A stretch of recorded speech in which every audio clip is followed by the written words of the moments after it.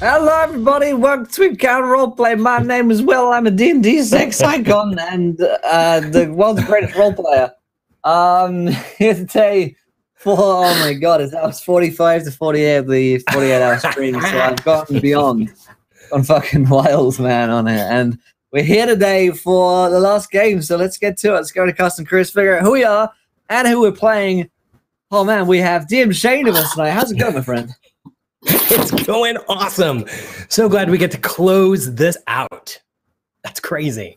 Thanks for having us. Super excited to be here. I'm here from the Greyhawk channel. We run 10 games a week in D&D's original game world. Super psyched to be running a little bit of Greyhawk here today. Absolutely. Fantastic. We also have a good friend from not Wisdom Saving Throw Show. That's a totally different show. Saving Throw Show is different. Wisdom Saving, man. It's okay, my friend. Also, I saw you were very drunk. Now I see you. I'm very tired. How's it going? How you doing, man? Not bad. How are you? I've been better. Yeah. It's awesome to tell to us be a little bit here. about your characters today as well. Yeah, so I'm playing Rayhan, the Hammer, human paladin. Really excited to play him. And he has an intelligence of 8, so I'm really excited about that. Dubstep. That's going to be good. That's going to be good. We also have the Opera Geek with us tonight. How's it going? It's going. How are you besides... Not all Don't day. ask me that. Don't make me think about it. Okay, so since we're playing in a Greyhawk one-shot, I brought my bard, Relinda, who is Greyhawk's singiest bard from our Path of the Plains show. Yay. Awesome. Amazing stuff. Last but not least, we have Aris with us tonight. How is it going, my friend? Hello, and for me it's morning. First thing in the morning, got my coffee. I'm so excited. I am playing Aster Underbow, the halfling druid, Circle of the Land. She's basically the nerdiest druid you ever did see. She didn't really like Arcana though, so she specialized in nature. But she's really excited to come see what's going on here in Greyhawk. She's never been here before. Awesome. As for myself, I'll be playing Finbar, the half-elf bard. The only person that I have the mental capacity to play right now. He's gone through several rehabs. He's working the steps. He's been addicted to a great deal of great many things, but most of all, he's just on a self-destructive pattern where he just won't let himself be happy, and he ruins everything that he could ever love. So he's going to fit in just well here today, I think. So, fantastic. And we have such a very beautiful, uplifting story to tell today. Yeah, absolutely. It's never beautiful and uplifting. Why do you lie? Well, it could be if you don't die. Quick couple of things before we dive in. You guys can interact with today's show. If you haven't tweeted, here's a tweet. You can subscribe to the channel. We're a couple of subs away from the new sub emote thing. I don't know, Twitch stuff. And you can donate to Fed Game Gift players. Nat 1s, Nat 20s, Wild Magic Surges, all that good stuff.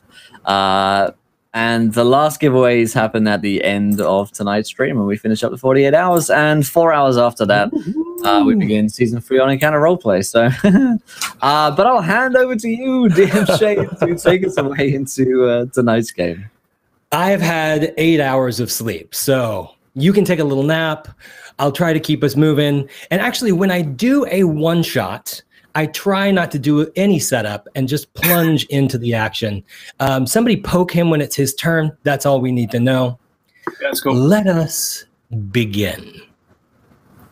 So the 4 of you surge up the slate cliffs, trying to follow this path as the grim gray rain beats down on you.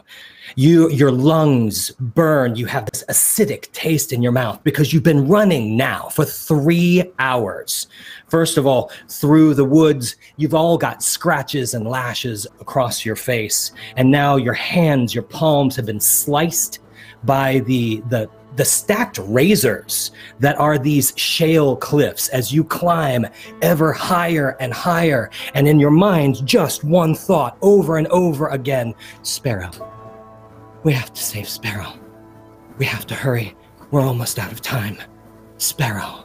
And then finally, pushing up over the last cliff, you came to this door. This damn door with these emaciated, fiendish figures set into it in relief.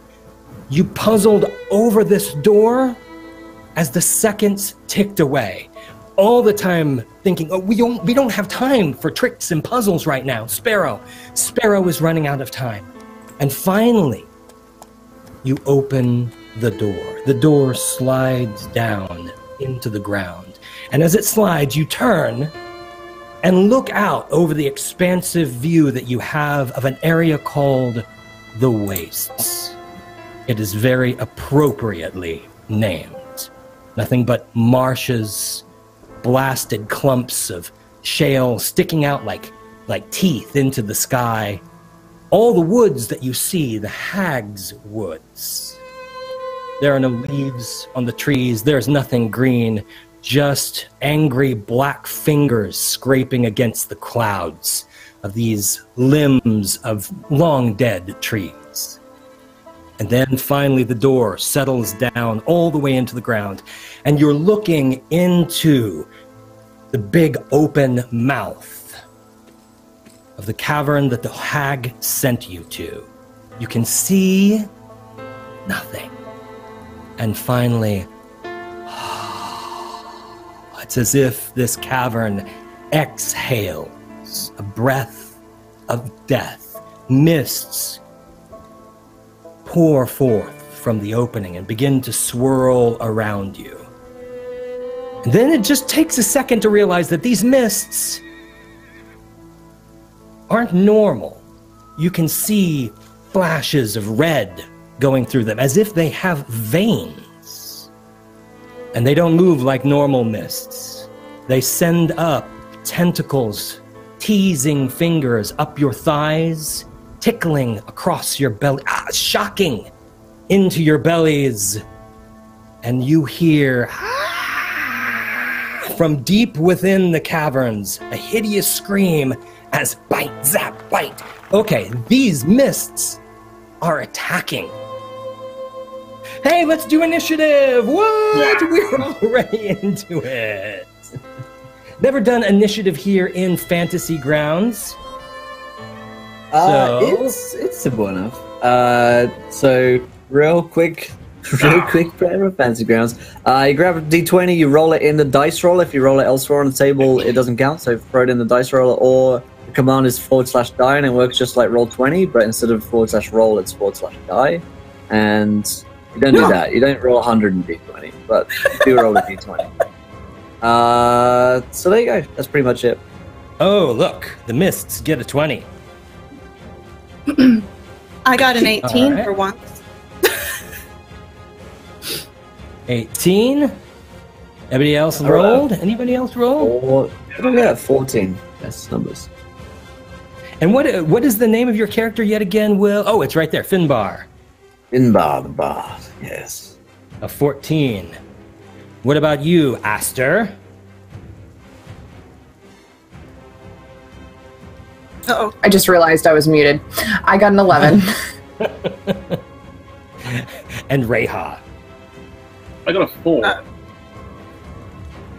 Good job. Yay! He's confused by the mist. That mist, though. All right. So these mists swirl up your thighs. They see it. There seems to be 2 of them because they do surge apart. One of them arcs over Finbar almost like the cowl of a massive cobra, and tentacles reach down and smack at your face twice. The first time, the second time. What does it take to hit you? I'm sure both of those miss.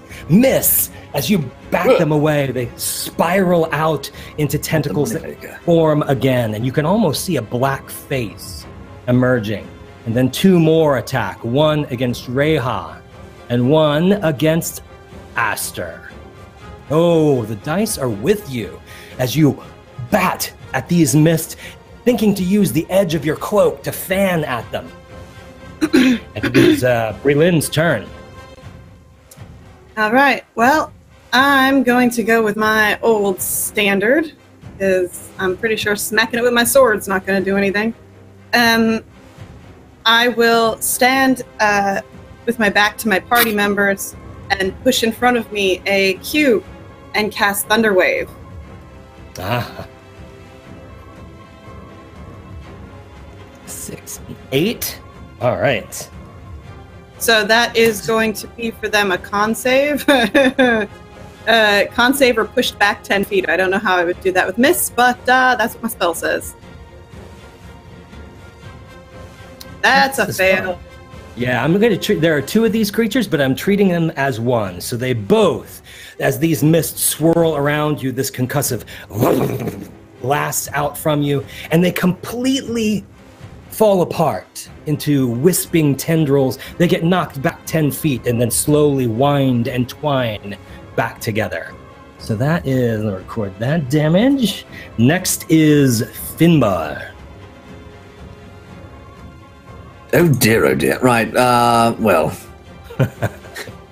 Let's see what we should do about this, shall we?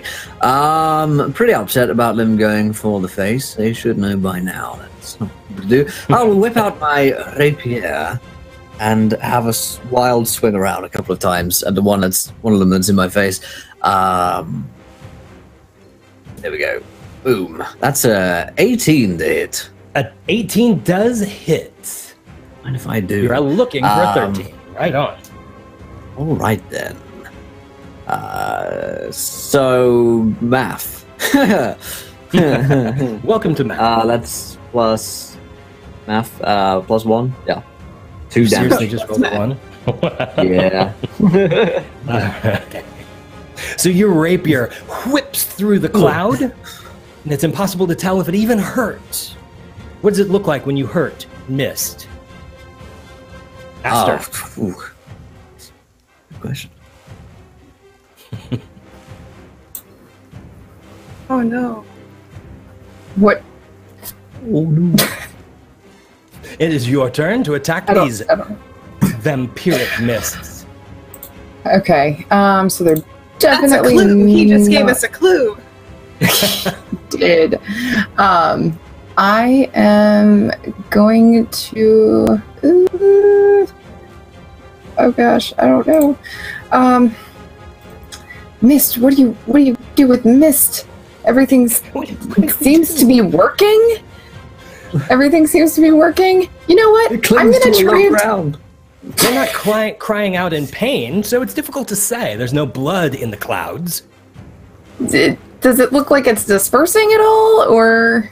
Some of the blows have caused the mist to break apart, and then it reforms.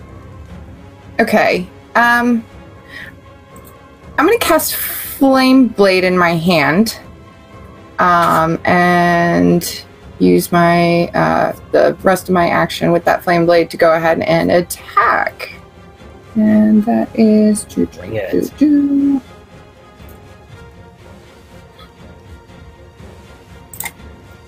Watching the dice.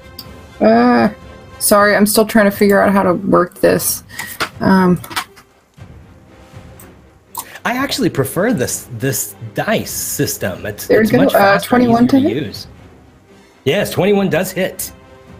I'm not the best at computer stuff, so I'm still trying to figure it out. So your damage on that. Let's see. So we got 1, 2, 3. So 11, 12, 13, 14 fire damage to the mist. And I have So a your concentration flaming spell up blade right now. rips through it, and the cloud actually parts, and you can see tendrils of red, almost like veins, reach from one half of the cloud to the other, intertwine, and pull the whole thing back together. Hey guys, we're definitely hurting it. I don't know what it is though. Neither do I. It looks like mist. But It could be mist. It's definitely not regular mist. This is not natural. I used to know a weather reporter. I'll ask her if she's around, wherever we are. I'm just going to look over at Rayhan and be like, good job, buddy. Good job. But perhaps to enjoy a taste of my hammer. 24. Hits. Okay, so hey, 8. That's +3. That's 13 damage on the first one. I think you get 2 if you want to keep hitting it. Yeah, I get 2. And again. That's 9. Oh, I didn't do the plus. So that's 19 to hit. Yeah, hits. Good grief. Oh. So that's 9 damage. So you bring this heavy hammer swooping down through the cloud. It plunges directly through the center, and it's almost as if you feel just a beat of resistance right in its core before your hammer continues through and goes tang, clashing to the ground. Shattered slate goes everywhere. You follow it up with another blow of the same, and the mists seem to be churning and swirling faster, and they're sliding all across Brelin's face. Churning, swirling, doing 2 attacks. What does it take to hit you, Brelin? No. 13. Oh, no. It's an 8 and a 17. I rolled extra. Usually I take some medication to take care of that. 17. Ow. Not the face! So, as these mists caress your face, you feel pop, sting, crackle, and it slips down your collarbone, down your arm, and your flesh bubbles as it does so. So let's do a DC 13 con save. Got some skin wash for that you might need. So... Why is it always the face? It's agonizing, but at the same time, you feel your life force ebb. You weave a little bit on your feet.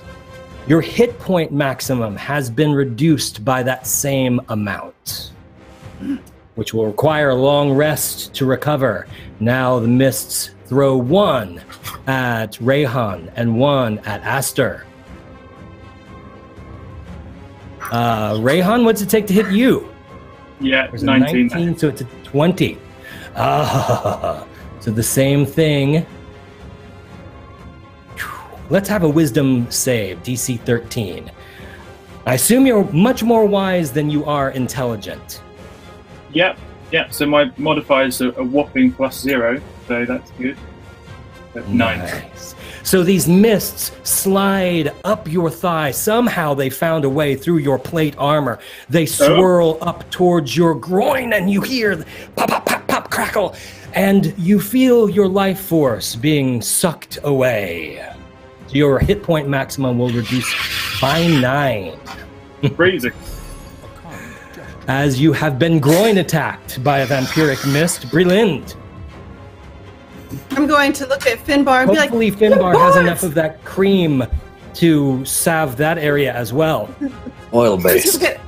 I'm going to look at Finbar and say, "Oh my God, we're bards. We can't have our faces and groins attacked."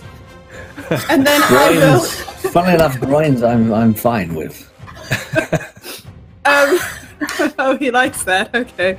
I'm working the steps. Whatever you're into, buddy. Okay. That's So the problem. I'm not going to waste another spell on it. So I will attack with my thing which is in my hand, which I will find. Yes, here it is. It is a long sword, and and it is not going to hit. Slicing through the swirling mist, it kind of parts and reforms around the path of your blade. Anything else you can do on your turn? Other than stand there and grunt?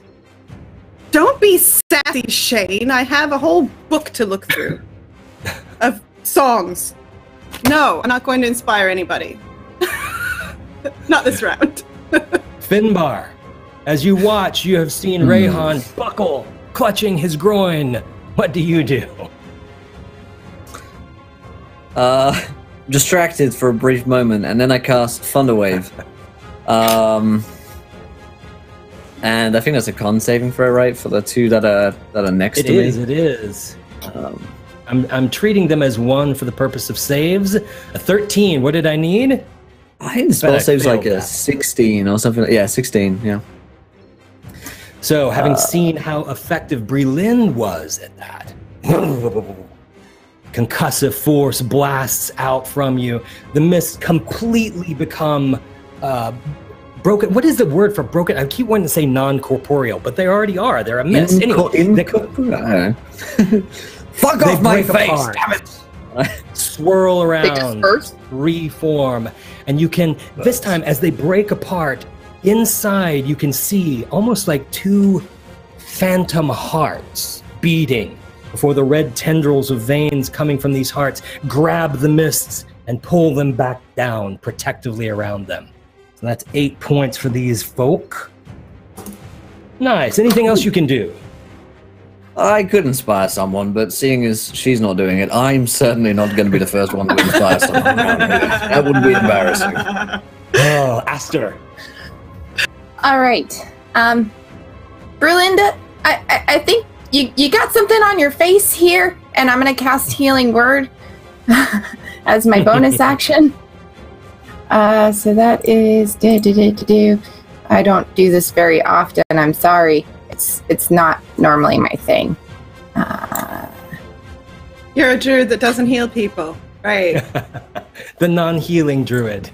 That must be so useful. Horticulture. In the past, I normally traveled with the cleric, and they normally, helped people heal, and I didn't need to. I just, more touchy. Okay. I don't need to touch you for this. I like that. So you get 5 hit points, and then I'm going to use my action. I'm going to use my action to attack the mist with my flame blade, which is still going. I wish one of us had magic missile. By the way, since turn and dance as you ready your blade. Mostly, I just like going like this. Because when do you get to do that in real life? Right? 16 to hit? 16, yes, you only need a 13. So your blade cleaves one of these. Once again, the red tendrils reach out, rejoin, and pull it back together. But the gap remains. It seems like you can see through much of this fog. It's far less opaque than it was. And the beating heart at the center remains visible this time. Breland, across your face, pop, pop, pop. All of these little bubbles pop, ooze, crust over, and feel a little better. The result of her healing.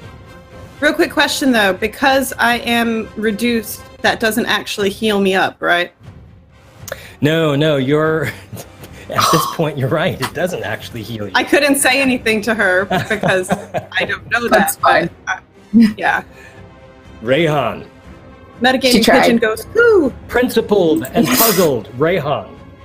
So, seeing all this, I step forward and take out my holy symbol, present it to the mist, and say, "The power of St. Cuthbert compels you," and I will cast Abjure Enemy using my divine, using my. I gotta look that one up. So, basically, the creature, fiends, or I'd have to make a Wisdom saving throw with disadvantage. On a failed save, they're frightened for 1 minute, and their speed is reduced to 0. All right, disadvantage. So they got an 8. DC of 13. Yeah, they failed. So again, they're frightened, which means that they can't come any closer to you. And what else do they endure here? Their speed is reduced to 0. All right, so they are frozen there. Let's check out frightened, make sure I've got it. And they've got disadvantage at their ability checks and attack rolls against the source. Actually, as long as you're in sight. Fantastic. Good timing because it is their turn. So here we go. This time, Finbar and Aster. First Finbar, then Aster. Finbar, what does it take to hit you? It takes a lot less than that. Yeah, that'll hit me. All right. There we go.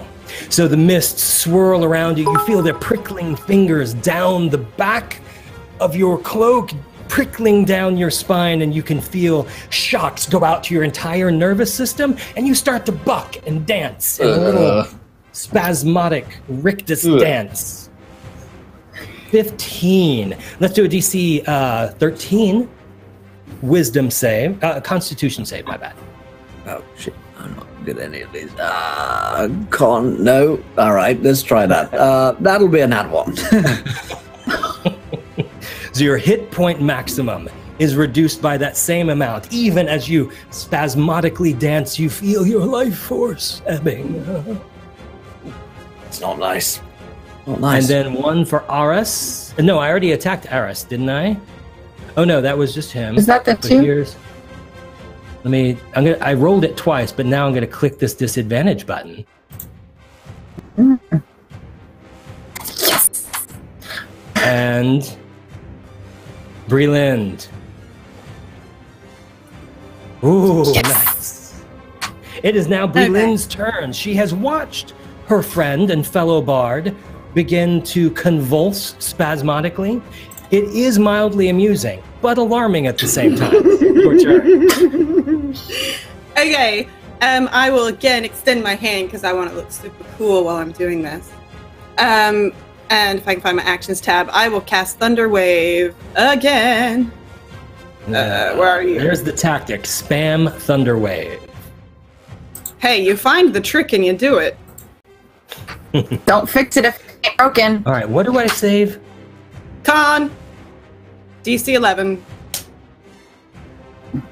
Nat 20. Nice. All right, I do still take damage. I just don't get knocked back. Is that correct, or do I take? You take half damage. Half damage. All right. So again, these creatures seem to be buffeted by this concussive force, and now its long arms of mist seem to be drifting away from its central form, and fully revealed now. These 2 beating hearts and this network of strange veins disappearing into what remain of the mists. Finbar. No, I don't think so. No? I'm not done. Oh, you're not done. Thank you. I am going to inspire Rayhan because he looks like he wants to go stab something with his hammer, if that makes any sense. Hammer stab.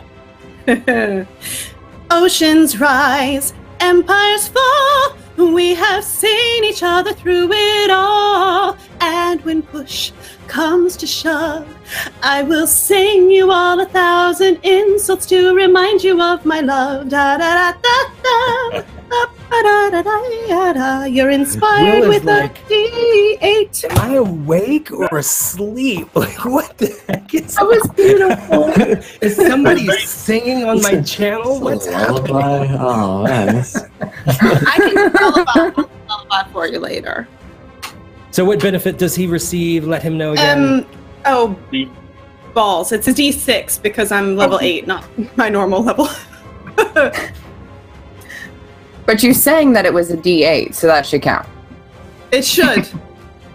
Well, it don't. No. Oh well. It doesn't count. Oh no, I just lost my video feed. There it is. All right, next, finally, it is Finbar. Having finally gotten control of your spasming limbs, you believe you might be able to attack. I feel secure enough in my masculinity and my bardic powers now to be able to inspire someone, knowing that I didn't do it first. So I'll do that in a minute, but I think first of all, the Thunder Wave is doing well, isn't it? So far, it's been good. Yes, let's do that again. And let's keep at it, I think. So Constitution saving throw for any of the things that are near me. 15-foot cube. Boom. No. I am the greatest. And that is 6 points of damage. And I will inspire our Bardarino, the other bard. And I say, good job. And you're inspired. And you feel confidence flood your system. I do. I do it for all of the applause, after all. High praise, high praise. So, again, the thunder wave concusses forth. Both of these creatures are knocked back. Each one of them seeming to strain these veins within the mist to try to keep them together, and one fails. The mists break apart. These veins pop and tear. Like a milky red pinkish fluid pours out of them, and the beating heart at the center bursts. Almost like an egg. Yolk blasts, and this milky pink substance splatters against the black shale and is quickly washed away by the rains. One is down. The other remains. Aster. Well, looks like this is a job for Flameblade, so I'm gonna hit it again. Let's see if you do. Or I'm gonna try. Yes, you do. 25? A mere 25 will hit. I mean, you know, it might not, but okay, so that's 16 damage, fire damage. The flaming blade cleaves through the center of this. You're aiming directly towards this phantom pulsing heart, and you part it. Well, I am only 2'9", so I just have to go like that. That's true. Pink fluid splatters everywhere. You get it across the face. It stings, but almost immediately the rain begins to wash it away. These mists disperse. And you take just a beat. And again, silence. Everything but the rain, the ever-present rain, pounding down through the wastes. You look again into this. What did you say? That was some really weird weather. Definitely not natural. Mist and rain. And from well, they kind of go hand in open hand. chasm in front of you, you hear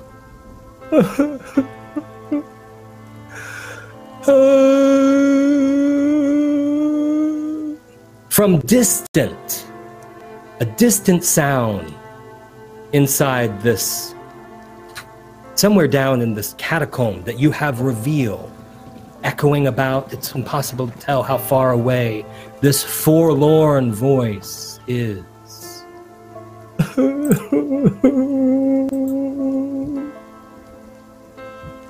And then finally, Sparrow, we have to hurry. She doesn't have much time. You remember, Sparrow. What do we do?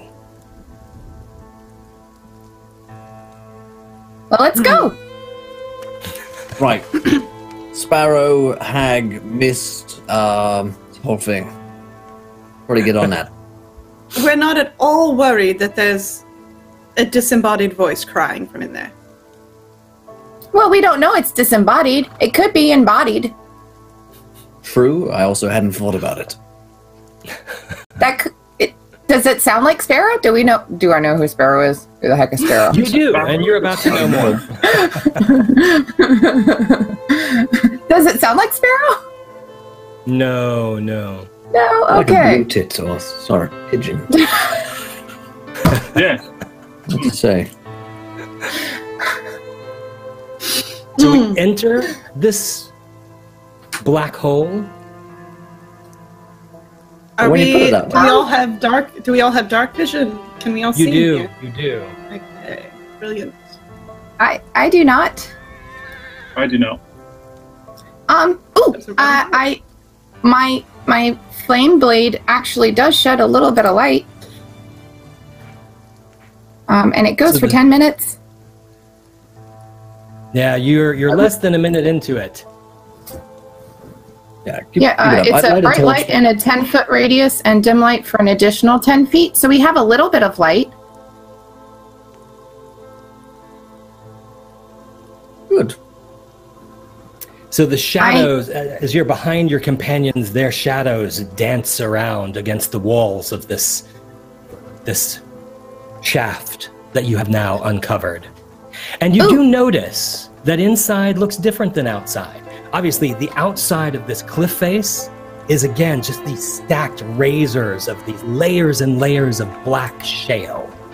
But within a few inches of the doorway, it seems to be, whether it is still the black shale or it becomes polished obsidian, difficult to say. But this is not a natural cave that you're looking at. This is hewn and well-crafted. This is one of the finer crafted shafts I've come across in my time. Oh, I totally agree. And the shaft goes deep into the darkness. I bet it does. I bet you've met a lot of shafts, haven't you? Oh, He's yes. quite He's Infamous. quite good. Infamous at in many handling circles. chaps. I touch Rayhan and I cast dark vision on him. So you have dark vision for 8 hours. It's not concentration. What's going on? And then I cast it on myself as well. And I'm almost out of second level spell slots. It's okay. It's Oh, okay. Actually, I am out of second level spell slots. So at this You point, can see all now, of though, you, right? peering into the dark, you can see that about 60 feet in, the shaft ends by opening into a larger black space. What is in that space you cannot discern from this distance. So far, I'm excited about this. Whoever this Sparrow person is, and wherever we find her, it's going to be fun. So, is there a bowl somewhere? I've got my keys. I can put it there. And... Oh, you can just give it to me. I'll hold on to them for you. Okay. All right. I'm very responsible. I am like 97. You're 97. Yes. But isn't that like 12 and half the year? No. Yeah, what's the I'm coming conversion up on. rate there? I'm around middle age. I mean, Usually you know. I'd- It's like a cat, right? Anyway. it's like half your age plus 7, right? Or minus 7? I don't know. Nah.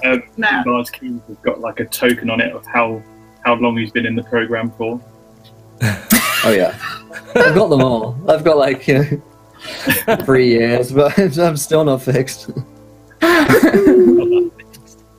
So as you stand enjoying brilliant repartee outside this opening, Excellent you banter. again...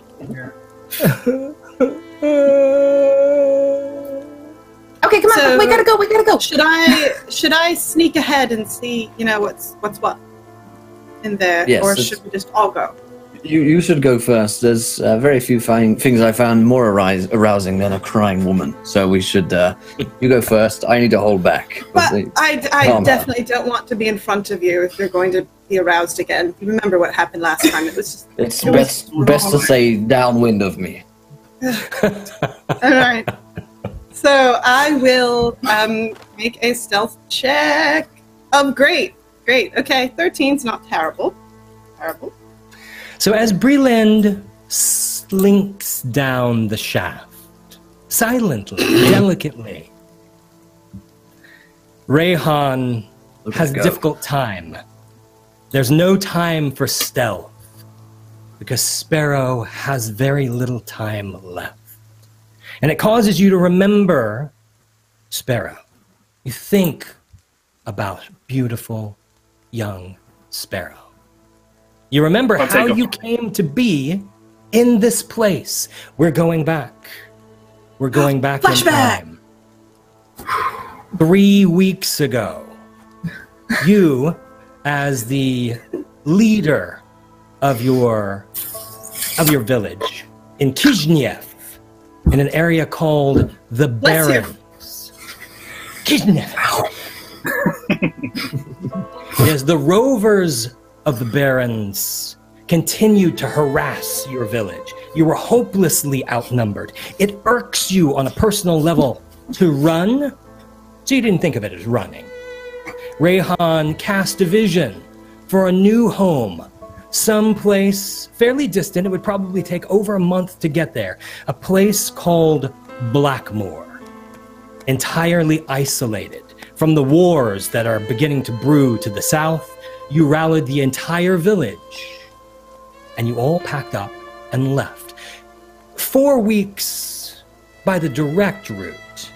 Should you have gone south and traveled the roads, south, west, and then back north, it would have taken 8 weeks, infinitely easier. But the instability to the south made you risk the wastes.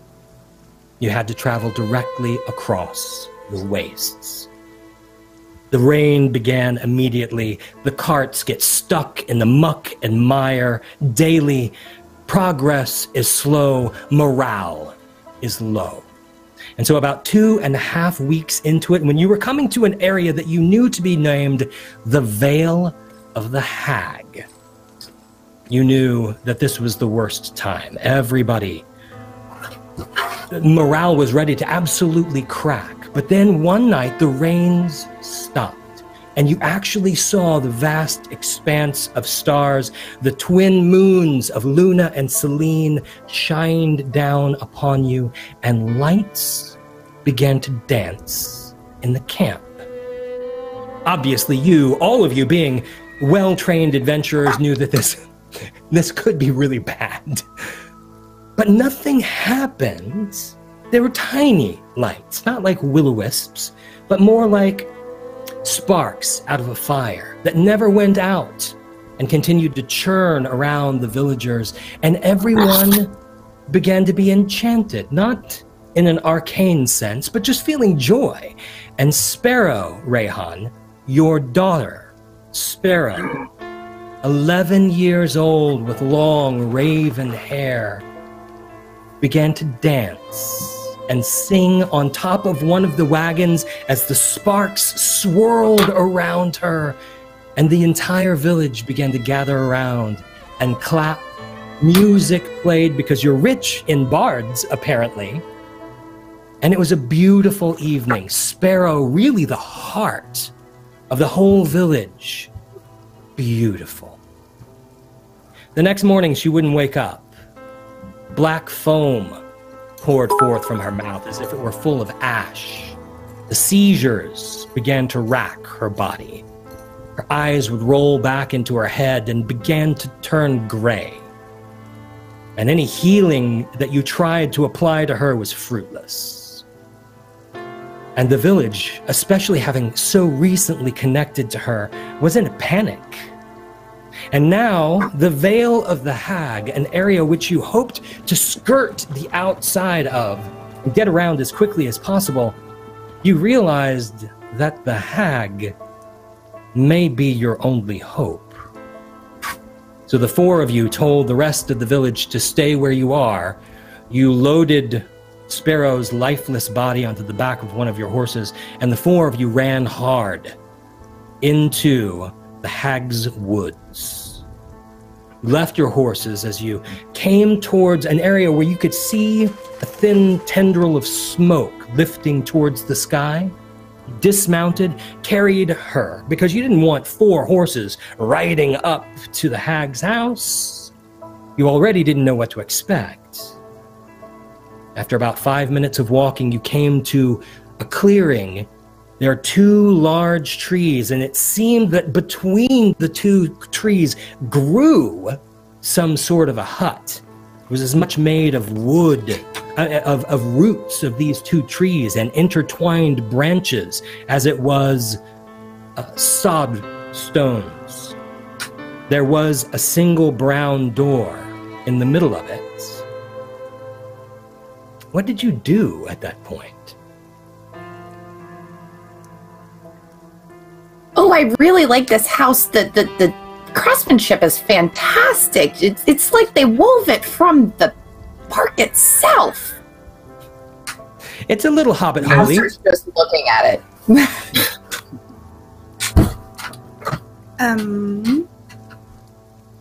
Well, normally I don't like to just walk up and knock on people's doors. Oh, you should definitely do that. Agreed. Just go around the back door or in through the window. That's how I You know what? How about used to operate, not anymore. how about we look it through the window and see if anybody's even home? Maybe no one's just home. that's asking for trouble. You're such a smart bard. Thank you so much for But teaching. looking is trouble, but going straight in is fine. Pardon me? Ooh, there's sometimes when you see, then things happen. If you don't see, other things, it's fine. So ignorance is bliss, basically. That's why you're so happy all the time right now. I'm so very happy all of the time. Yes. All right, so I guess I'm just going to wander up to the door and... Hello? You get 2 knocks in. Knock, knock. And the force of your blow causes... Door Oh my God, swings guys, I'm super slowly strong. open. I am The first super strong. you is the smell. It's a combination of things long dead, earthy, herby sorts of smells, and the reek of sulfur. All pour forth from the now open door. You can see inside very dimly lit by just one single low fire. You can see about 10 feet inside the front door is a low table that's covered with bottles and roots, little piles of stones, mixing bowls full of strange soupy ingredients. The shelves are lined with moldering books and carcasses of small rodents, body parts unrecognizable floating in waters, both red and green. And behind the table, the area where the light comes from, is a small flickering flame under the obligatory black cauldron, bubbling, from which issues the smell of sulfur. You don't see any persons about. Greyhawk walks in and sees the bottles and is just like, "Oh, brilliant! You found a tavern." Don't drink any of those. Please don't. This looks like a lot like my workshop at home. Jin, So at this point, Not who the has cauldron. entered? The 4 of you have rushed into the witch's hut. Is that correct? Aster's just peering in through the door. She's a little cautious. She had a run-in with the cave a while back. I'm through the looking glass now. Hello? Anyone home? All of you hear a voice from behind you, from outside the door. Who comes knocking at my door? Oh my God, that time. Good morrow. Could we Aster have- turns around and says, Hello, Mummy. Lord have intruded upon my house. Oh, the puppet, the pedal. She reaches towards you as she comes out from around a tree. The voice that you heard is far more attractive than the visage revealed as she steps around the tree. She is infinitely old. The skin across her face sucked into the hollows of her skull at every conceivable angle. There appeared to be 3 teeth floating loosely in the wet slime pit of her mouth. She hobbles forward, leaning heavily on a twisted cane. She only wears some sort of a wrap around her midriff that appears to be made of grasses. She is topless. She has a bulbous greenish belly. Her breasts hang pendulously, pointing straight down at her feet as if the stuffing had long since been removed from them. And her entire body is covered with bulbous green and gray wool. Stop. Her entire scalp is visible, but little patches of white, yellowish hair hang down like tentacles. You're gonna make Will sick. It's just I'm not proud. I'm not proud to say that I'm around. I am. It's also not that ashamed about it. So much more of a bard than I will ever be. Anyway. She hobbles forward, hanging over her cane, swinging to and fro as she waddles towards you. The puppet, the sweet puppet, poor thing. Moving towards Sparrow, whom you still hold in your arms, Rayhan. Closing the distance quickly. As you pull her towards you, she goes and sends up a spray of this ashy, foamy substance across the side of your face. And then she begins to spasm. Again, another convulsion racking her body. Oh, how she suffers. She has the waist dance. Oh, poor thing. She Do you know how he reaches fixed towards her. May I touch her? May I touch her? Please, please, please. She looks at Rayhan as she asks, reaching with a gnarled greenish claw. She pokes at her throat. She sticks a finger down in her mouth and scoops out a lump of the foamy substance and brings it to her greenish slime pit of a mouth. Yes, so far gone is she. Hopeless, hopeless. But I will take her from you. Should I dispose of her? What do you mean dispose of her? She's still alive. Don't know what that means, but I would very much like to see it. She's not dead yet. She's still breathing. She is. You should put an end to her suffering. Hopeless, hopeless. I have no magic for this. Okay, well, if you don't have magic for this, do you know anybody who does? Yeah, you got any friends? Maybe a sister. Finbar, just once.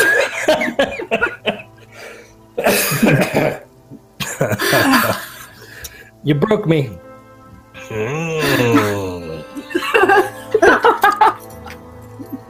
Magic there is here in the wastes, yes. Find it, I cannot. Secure it, I cannot. So old, so frail. But long ago, 3 elves dark of flesh, white of hair, came to the wastes, their home far from here. And they made a keep in the shale. 3 of them, Leothiel, the warrior, Solomé, the mage, and Irelion, the healer. Dread they were, and their home became a place where blood poured from the walls. But wisdom had they. One black book from Irelion, in black flesh, bring to me, and I can save her. 3 hours have you for this errand. The door. I can never open the door. So, a bargain we make, shall we?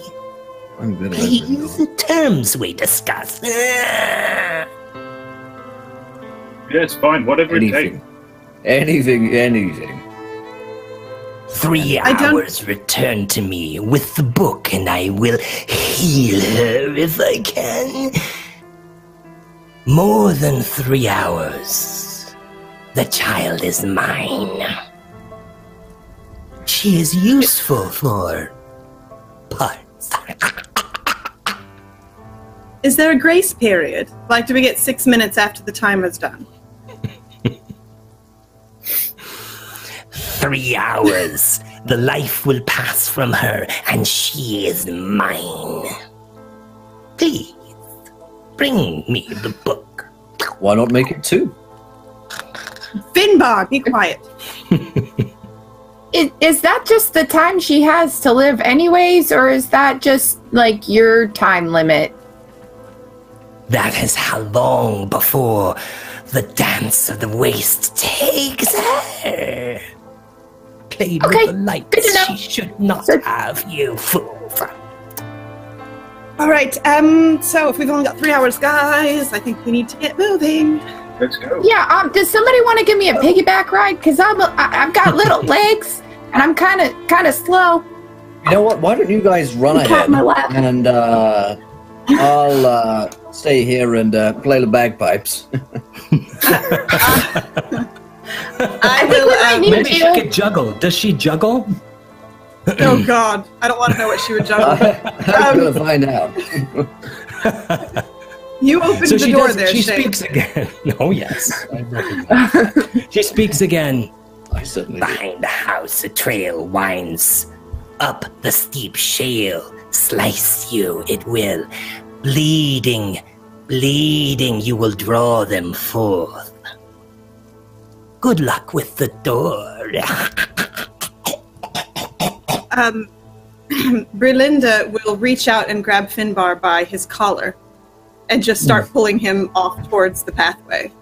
So, I'm sorry. Come on. Sorry. Come on, Finn. Let's go. Let's go. Come on, All guys. right. I cannot resist. I'll be back though. I What do you trust think we're you, going dear. to do? Come on. I don't She know. turns profile to you and rubs her green Oh, don't, tummy Shane. Don't. seductively. Oh, fertile I am still. Oh, God, you're disgusting. This is fantastic. So the four of you, driven by Rayhan and his insistence to rush, to What are we hurry. doing with the child? Where are we leaving the child with, Oh, with yes. the old lady? Is it a Leave child? her with me, you must. Please. And she waddles over to the table and with an arm that's like swinging with like underarm skin, knocks everything off the table. Bottles and dead rodents and strange substances go clattering and splattering to the floor. Here, lay her here for me. I place her on the table and just try and make sure she's as comfortable as possible. Do She you goes promise? up and down the child's body, touching, probing, poking. I slap her. Do you hand, promise stop that you won't hurt her until we get... Well, that you won't hurt her while we're gone? Hurt her I will not. She suffers enough. Poor puppet, sweet puppet. Okay. Come on, guys. We're on a timer. Somebody hurt me. No, come on. Be on that Let's table. go. Hey, It's going to Fine. happen if you don't shut I up. get a Come on, piggyback Finn. ride? What are you saying, Aras? Rayhan, can you please put the halfling on your back? Of course. That was my question. Can I get a piggyback ride? Or a halfling back ride? Or is it a Yes. Rayhan back ride? Go with Just get on Rayhan that for back. sure. I'm a ride you would not survive. So Rayhan shoulders the halfling. Aster's a lot sturdier than one would think. So You all Rayhan's go got that. plunging. It's not about I've got steadiness. Finbar by his collar. I'm just like dragging him backwards away from the hag. Come on. So Actually, as you go rushing through the woods, it's as if the trees are attacking you. These leafless branches smack across your face. You've all got scratches and lacerations as you plunge through. And then coming to the edge of the woods, there is the shale cliff.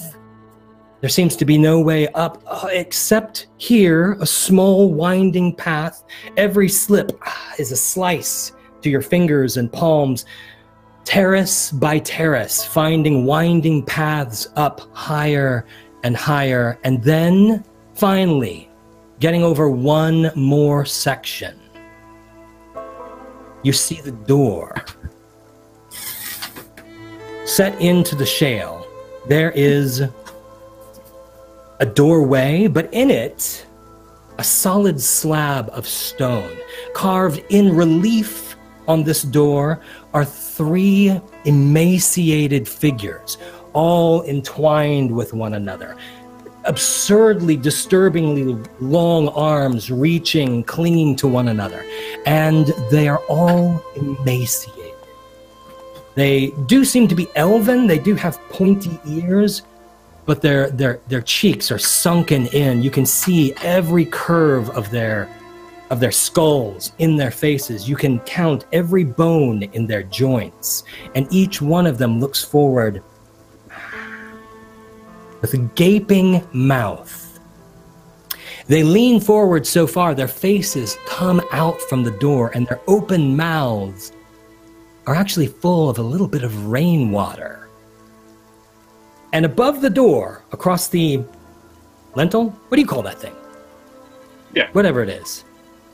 There is an inscription: eternal hunger, never sated, craving blood for you we have waited.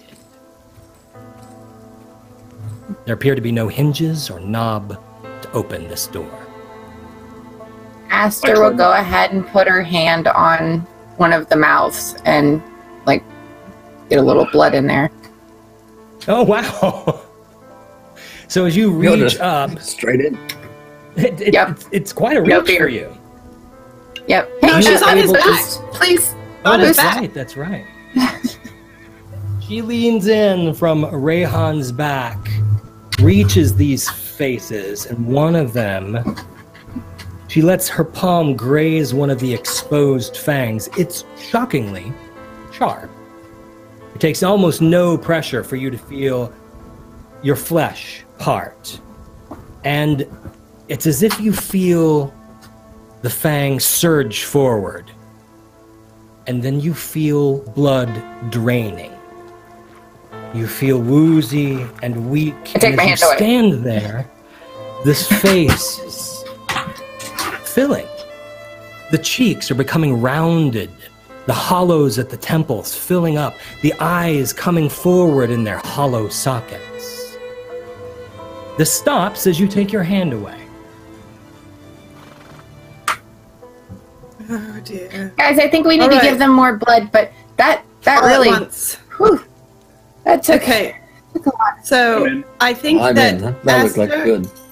Aster, Finbar, and myself should do it in case we need a little healing. The paladin can touch us up. Yes. Good idea. On the touching up, All right. and on, I'm happy to give any kind of bodily fluid in this course for that hag at this point. That is And Bart, episode I'd 2. really rather not think Okay. about your bodily fluids if I perfectly honest. It's not something to be thought about, more so experienced. And I Don't want to experience it well, either. I'm just, you know, it's Well, now you are. So every Here we every party she's in, Belinda gets rejected for some old hag. It's like, come on now, this is ridiculous. All right, on the count of 3, everybody, put your hands in the mouths. 1, there's 2, been Alright. 0 rejection. I'm Three. open to everything and anything in between. Come on, Finn, put your hand in the mouth. Part of my condition.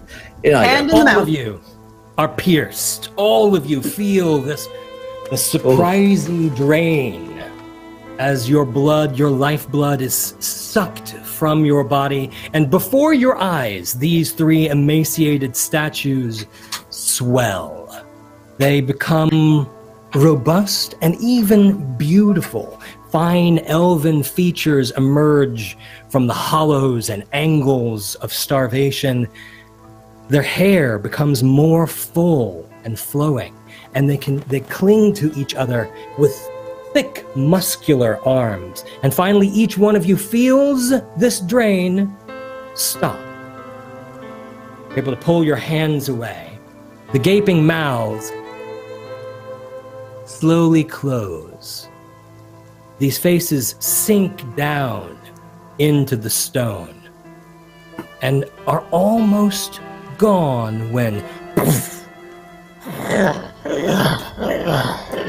The stone door begins to slide down into the ground, revealing a black shaft plunging deep into the dark cliffside. Mists begin to pour forth and swirl around you, but we know what happened to that. We have arrived where we left off, and Brelind slinks forward down the dark shaft into the depths of this wider opening. Now you can see, just ahead of you, there's a chamber. It's probably about 40 feet wide, 60 feet deep. From where you are within the shaft, you can't see the ceiling, but it appears to be high. You can't see the sides. You'll have to walk further, all the way to the mouth of the opening. But you can see, in the center of this room, a huge bowl, probably very shallow, probably 4 feet in diameter, almost like a brazier, a shallow brazier, and it's lifted about 3 feet off the floor by a shaft of obsidian, holding it in place. Do you proceed further? You're feeling pretty sneaky. I remember you rolled, what was it, a 15? Something like that. No, just a 13. 13. Thanks. So I will tiptoe through the tulips, like around the edge of the room, see if I can kind of map out how big it actually is. So when you get to the edge of the room, when you get to the end of the hallway, then just from that opening, you can see everything. The walls are cleanly masoned, the floor is masoned, but the roof appears to be cave-like. There are a number of stalactites hanging down from the ceiling. And to the right and to the left, there are 2 alcoves along the wall. And in each one of these alcoves, it's a sarcophagus. You know what these are. Of course it is. 4 of them. Oh. They seem to be completely sealed. There is probably a 4 or 5 inch deep lip on the top, and then a very thin seam that runs around it. And on the face, the lids of these are in relief, almost like the door, are the bodies of beautiful women who are in positions of, we will say, readiness. They seem to be awaiting the presence of a partner in statuesque relief. Berlinda and will also worth noting, across the room, 60 feet away, on the far side of that bowl, there is an opening, and a hallway continues. And from that hallway, you hear...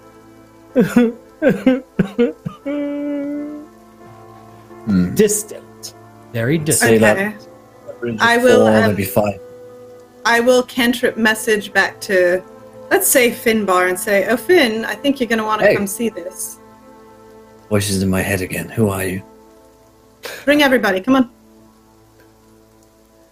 There's someone speaking to me. I'm not The sure cell if it's phone of Dungeons and Dragons. my consciousness or maybe my mother. Oh, good lord. When it takes too long, I will then cantrip message to Aster. Aster, come on. Just bring Finn and Rayhan. I can't trust Finn. Finbar, you're so silly. Come on, let's go. We'll be right there. So And I'm going to grab I'm going Finbar by to the hand and start pulling him. I'm going to inspect these sarcophagi, but with my hands behind my back, because that's just creepy.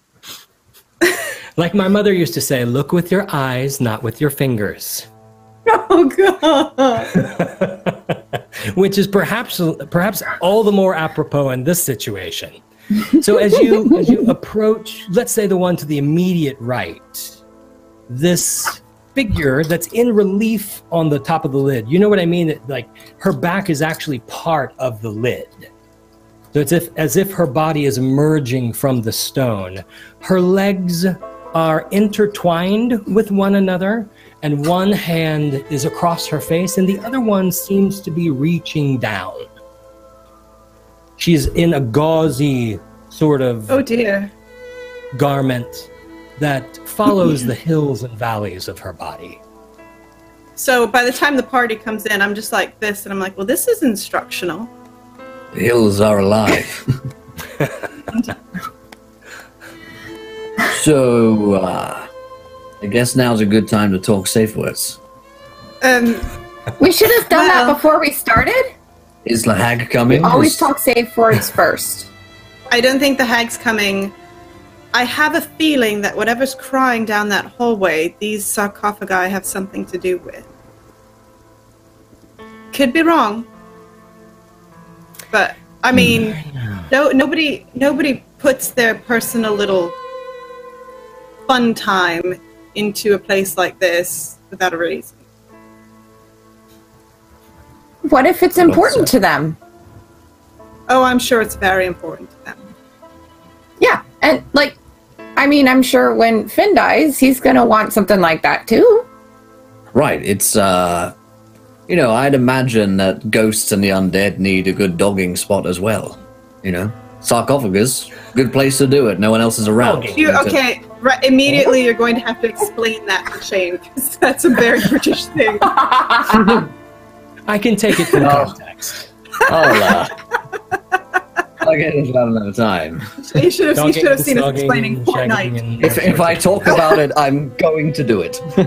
So, please don't. Not with the hag, not where we can all see you. Go down somewhere else. Later, if I think about it too much, it's just going to happen. So let's describe where you are in the room for me. We can start with you, Finbar.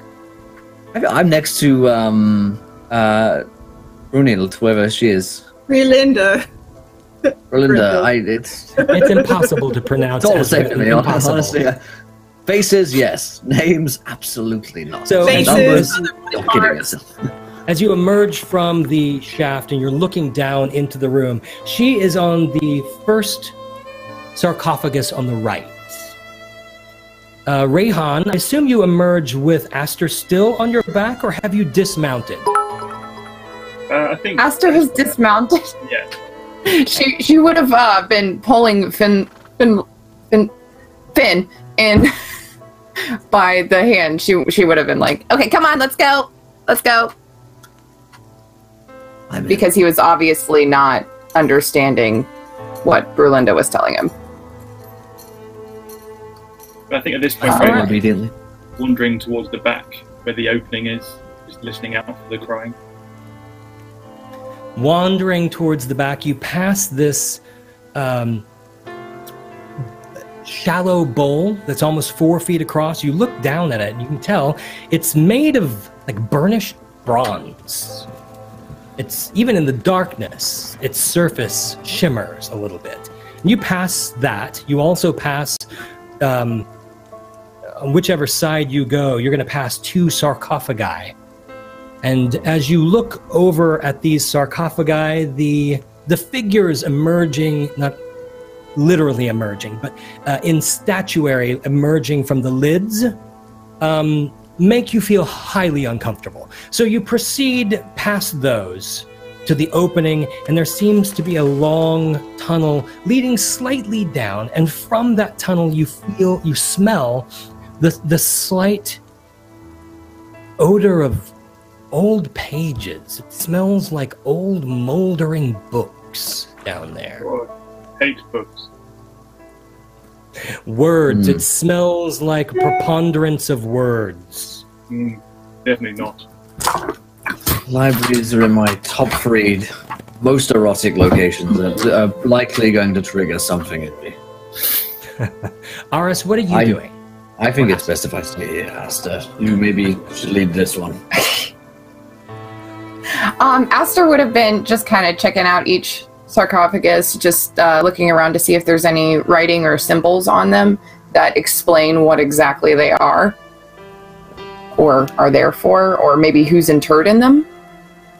They seem to be completely bereft of language, though the figures splayed out on their lids say a lot. Finbar and Brelind, the sarcophagus that you stand near, you notice at the edge of it, a little red bead, like right on the corner of it. And this little red bead of liquid swells, and then it flies upwards and splatters against the ceiling. As you look down, and Aster, you sort of notice this at the same time. The seam that's about 4 inches down from the very surface is now welling with a red liquid.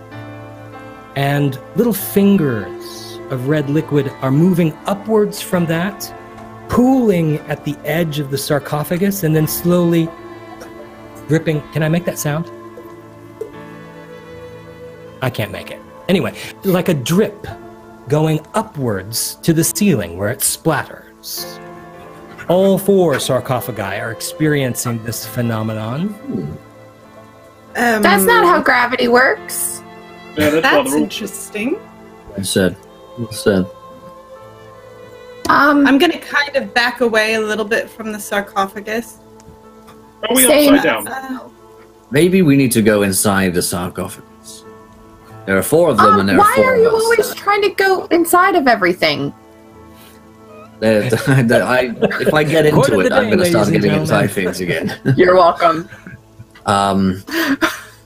But it could be worth a try, you know? Jump in, see what happens. It's dark. No one will see anything. And now these drips have become runners of blood. They're unbroken streams of blood flowing Nice idea. upwards, and right above each sarcophagus, there's a little hollow, and those hollows are filling with blood. I think that Does this anybody- might be a very bad place to be standing. Yeah. It seems Yeah, like it liked that idea. Maybe we should. I'm gonna Let's run into the other room, maybe. Or I'm going to Not- kind of put my hand across Finbar's chest and just kind of push him back from the sarcophagus. But come on, I think we need to maybe go that way where Rayhan went. I don't think we should split up right about now. All right. One thing Yep, that you same. notice, as these pools have filled above every sarcophagus, they begin to overflow. And the ceiling in the main chamber is higher than the ceiling over each one of these sarcophagi. So as these pools overflow, runners of blood flow uphill towards, it looks like towards a central stalactite, which is hovering, not hovering, but is stuck to the ceiling, directly above the bowl. I don't think we want to be here when that bowl fills up, guys. yeah, I really we should think probably we need go. to get down the hallway. Come I on. agree. Yeah, let's go. Is Finn coming with, or am I going to have to drag him again? I will come with you. That's Okay. too much blood. There's a certain amount of blood which I'm fine with. and then That goes above and beyond your fetish there. I'll be on. All right, so I think we're all Disturbing. going to head towards the hallway where Rayhan went. That's a wild magic surge as well, which is on the D10,000 wild magic surge table. Shane, do you want to decide who gets 10,000. some wild magic here? Wow, that's crazy. So let's roll our die. A 1, that would be you. Aha! Yay! Finbar Oh, feels indeed. a wild release of magic within him. That was good. He forgot to Oh, take his God. medication this morning, and That it has one's been coming released up. prematurely. Oh, It happens. I've He's had used the nothing gang. worse though, than let's that. be honest. I've gone cold turkey for some time. And that's not including the turkey. Right, the next sword that wounds Finbar likewise wounds its wielder.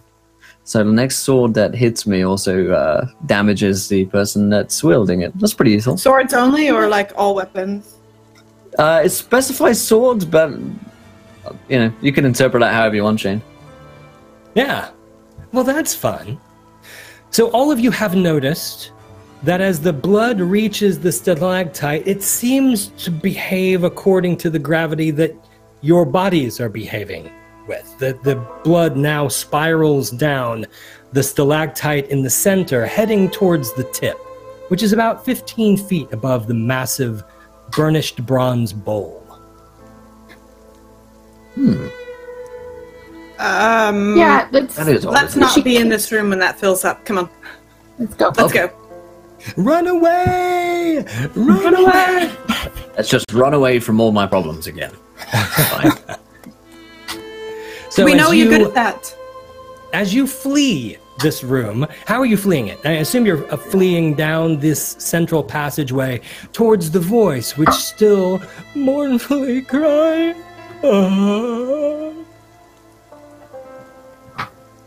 I'm probably at the back, walking backwards and keeping an eye on the room. Ah, okay. As you go into this passageway, which is about 60 feet long, Rayhan, you see the first drop of blood drop into the bowl. And you can hear faintly, then another drop.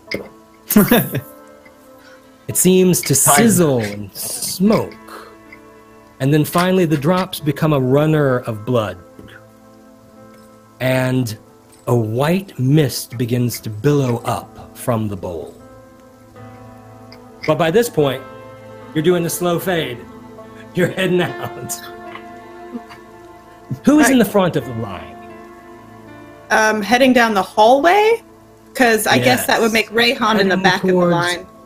Yes, yes. Who is heading down towards this weeping voice? Aster or me, I'd assume, because...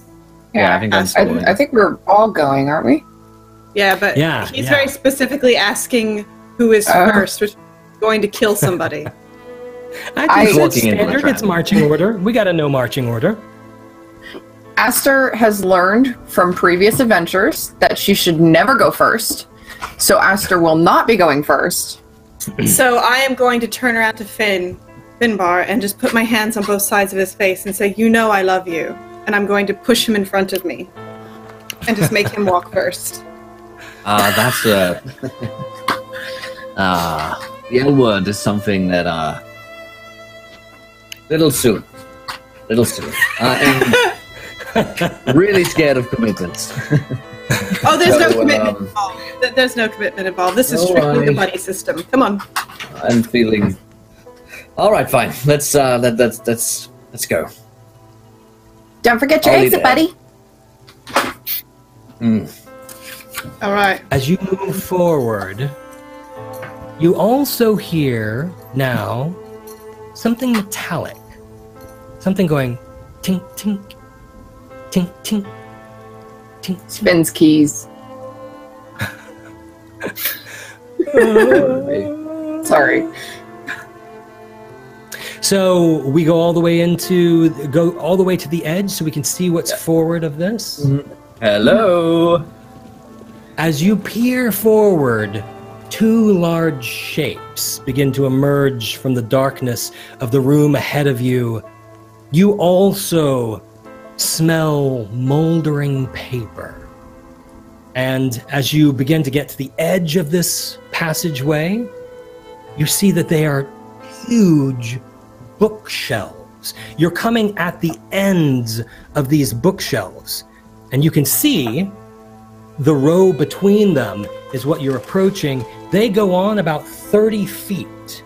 They're about 15 feet high, and you can see off the faces of them countless scrolls, crude books. It looks like an incredibly old library. The method of binding books is different. It's just folded over in kind of a taco of vellum, and lots of scrolls, and all across the.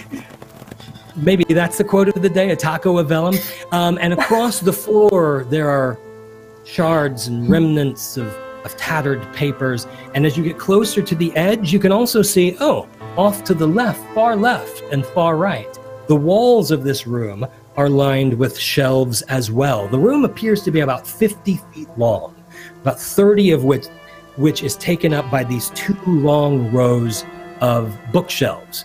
You're emerging at one end, and you can see directly in front of you, there's at least one other opening. You could walk directly down these rows and continue down a passage in front of you. You can't see what's on the walls to the right and left of that central passage because they're blocked by the bookshelves. And the sound certainly is closer. Tink, tink, tink, tink. And now you can hear another sound. It's also metallic, grating sound, as if you held a sword behind you with its point on the ground and walked. So, a slow grinding of metal against stone. Is that behind us or in front of us? That's in front of you. You can't tell whether it's coming from that central passageway or these shelves are blocking much of your view of the room. Well, I see a lot of books here, and we're supposed to find a book. Yeah. Oh, I'll find the book. I'll find the book. Aster is in heaven. As soon as we walked into this room, she saw the bookshelf. Her eyes went wide, and her face went, All right, so can you try to find the book? And I'm going to kind of scout around while she's trying to find the book. A magic surge, wild magic surge to Kelly here, which is like to yourself. Is a /die 1d10,000. Wait, So, oh god, forward slash die 1d10,000. Haha! yeah, I think so. No! I don't know what I did. I think it just /D. Is it /D? Should be I think you should be able to do /die. I don't know if D maybe works. I don't know. We're in what 47. We've gone beyond. Oh god, 8517. In the home stretch. Yeah, I have no idea what that means. All right, 8517. So for yourself, all weapons within 50 yards are edible. At what I point like did this. this happen? It's all up to you, my friend. I have a few cheese-based ones, a couple of chocolate-based ones, just for fun. Oh, Nutella swords. Okay. Wow. Yes. That's strange. Okay, so let's say Every At mace will this be moment, Nutella and marshmallow fluff. Brylin feels a strange hunger. From deep within your belly, you hear some sort of grinding. Oh, when was the last time you ate? Oh my goodness, it was last night. You are so hungry, you feel convinced you could eat a sword. And we'll say you are in this condition for the next 10 minutes. This is something I've pitched to people many a time. People feel this way around me. It's okay, I have something for this. And I point out, a couple of rations of meat-based swords. Please, it'll make things a lot easier if we do it this way. It makes things a lot So easier. he whips out his meat sword. Eat the meat sword, Berlinda. What is happening right now? It's a whole Actually, a easier very grim, if we do it spooky this way. adventure. They're very This is what happens. I think I will look at Finbar's meat sword and be like, Aster, I think maybe you should look for that book. Yeah.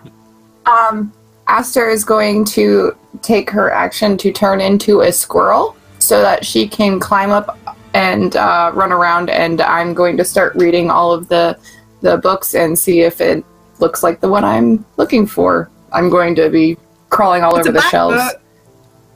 Yes, you do remember that the hag explained it was a book bound in black flesh. And you... Perfect. You turn yourself into a squirrel and scamper up the side of this bookcase, run along its length, just scanning the stacks for the spine, perhaps, of a black book. From your vantage point, once you've run about halfway down the bookshelf, you can see that there's actually two other doorways blocked from where you stood by the bookshelves. So in the far wall, there are 3 identical arching passageways leading out of the opposite side of this library, apparently. And as you move that direction, you can hear more clearly the tink, tink, tink, tink, the sliding metallic grind, and the... Oh, no. And you see a form emerging from the archway on the right. It appears to be about 9 feet tall and has sort of a round, pig-like body. It stands aloft on 2 spindly legs. And your first shock is those legs appear to be absolutely boneless, narrow, about the size of your forearm, despite the fact that its torso is massive, and they narrow down to 2 metallic points. Somehow this creature is walking as if on the tips of lances. Tink, tink, tink, tink. Behind it, you can't see what it's dragging, but it's obviously dragging something because its arms stretch limply behind it. They hang in long arcs, disturbingly long and bonelessly long. Completely flaccid tubes of flesh reaching long back into the shadows, dragging something metallic. And necklessly, there is obviously a rounded portion of this torso that is head-like. It seems like black tears pour forth from black eyes as it moves forward.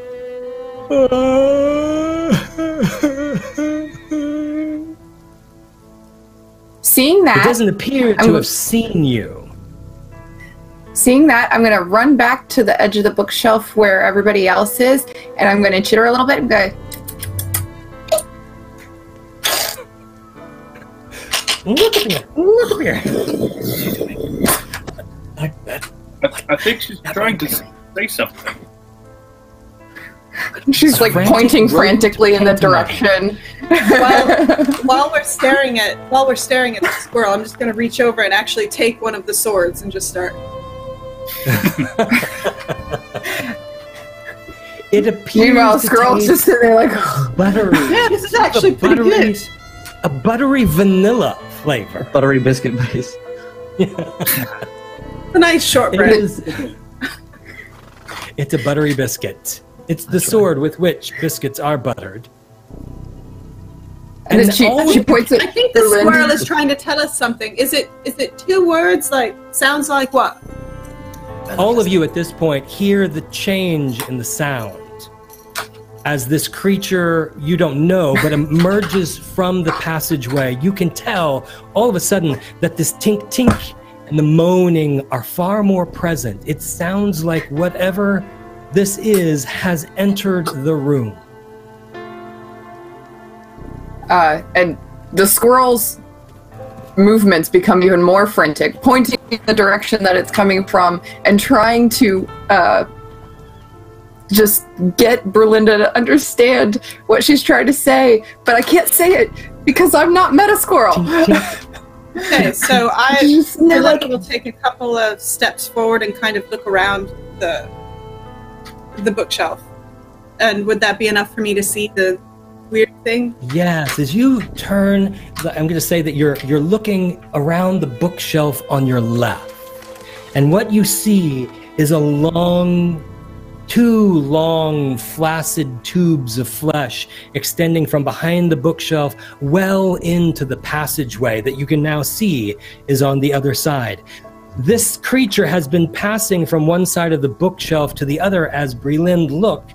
So at that same moment, Finbar and Rayhan see this creature emerging from behind the bookshelf into the central passageway. It turns and looks at you, wavering on these tiny needle-like points of its lance legs, and it goes, "Oh, thank you. Thank you so much." And it extends its arms towards you, Breland, looking around the other side, you see ta-tang, tang, ta-tang.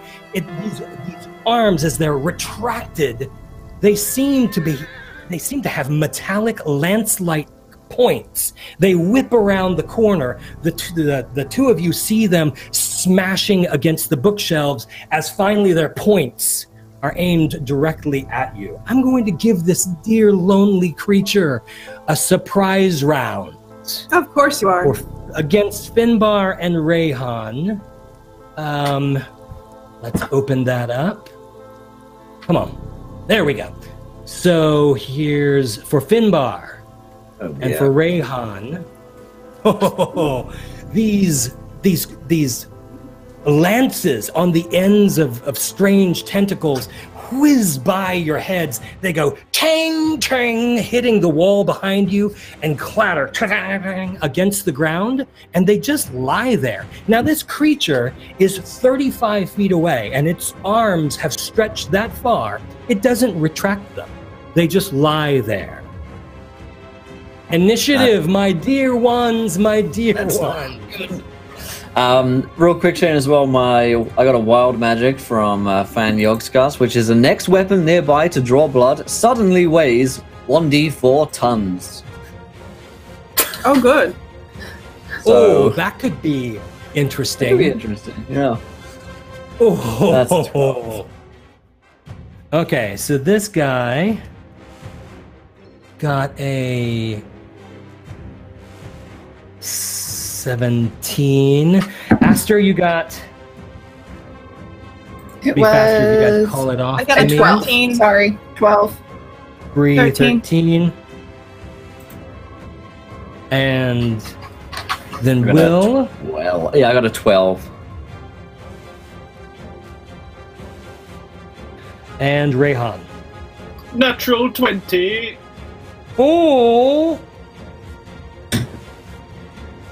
All right, Rayhan, this is clearly an affront to nature and an obstacle between you and helping your daughter. You spring eagerly into action. What do you do? So I, first of all, as an action, I cast Bless. So all three of my allies get an extra 1d4 they can add to saving throws and attack rolls. A holy Hashtag radiance bless. emanates from your body with an almost audible... "Ah." So if you all would apply those benefits to your characters... It's What do you extra do now? a 1d4 what? 1d4 Sorry? to save and attack rolls. Save and attack. Okay. And that'll be my turn. Fantastic.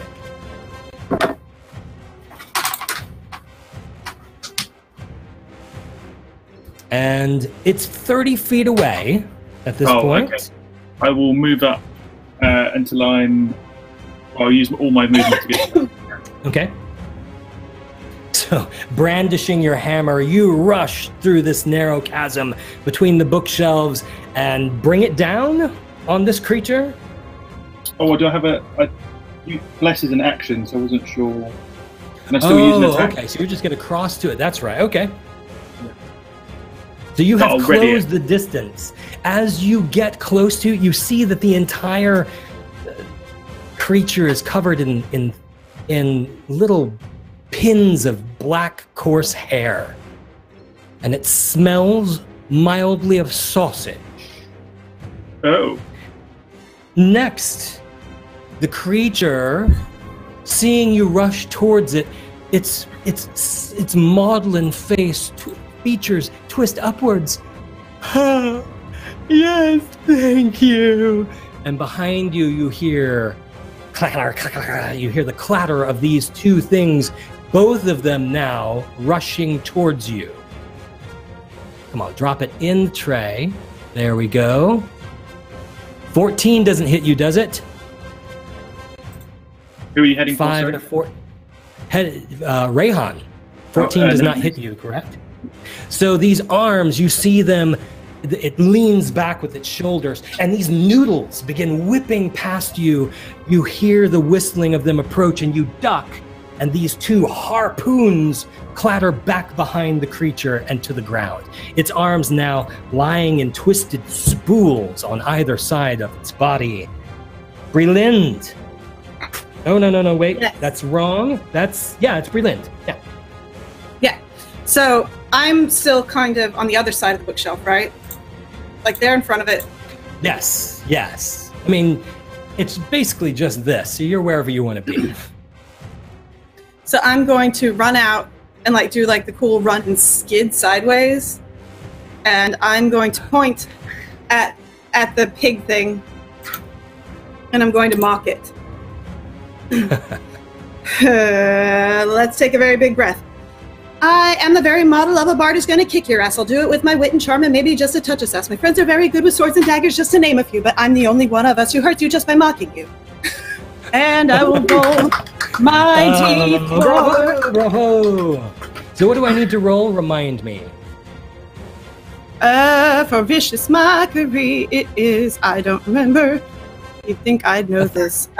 Wisdom save, DC 11. Yeah, doesn't You pass. DC 11? Oh, it does make it. Yeah, So that means I take half of 2. Is that right? you're going to take 1 point of damage.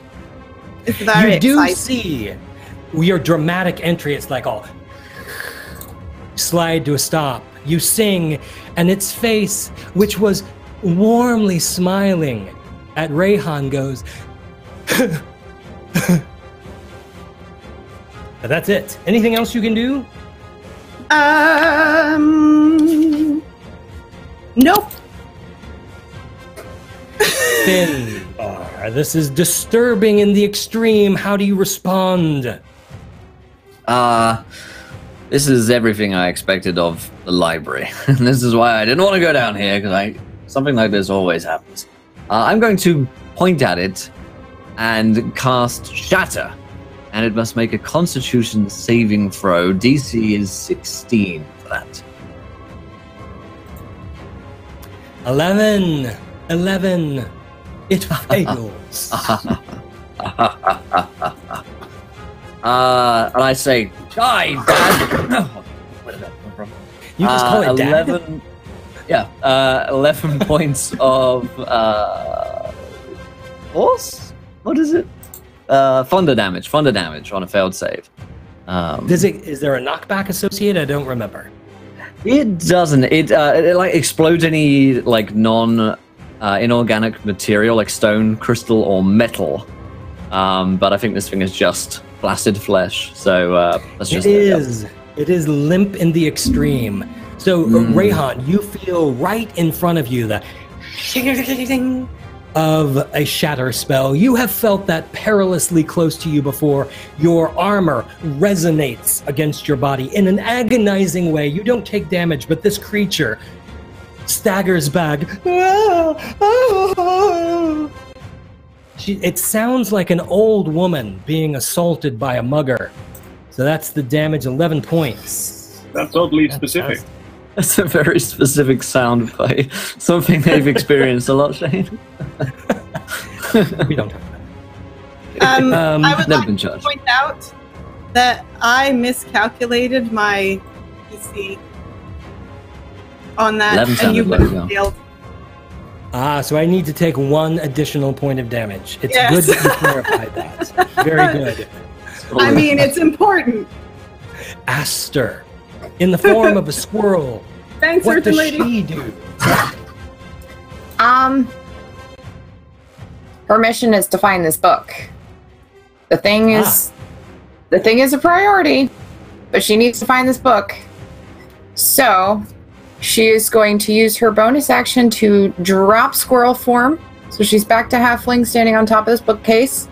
And then she is going to, oh, hello. Sorry, I dropped animal form and got a familiar. And then she's going to cast Locate Object. Oh, Oh, wait. Bring that up real quick. Oh, I have to have seen it up close. Oh, that's unfortunate. That seemed like... Now it says the spell cannot locate the nearest object of a particular kind. Can I be trying to find an object with a book with bound in skin? I'll say yes, that you can do that.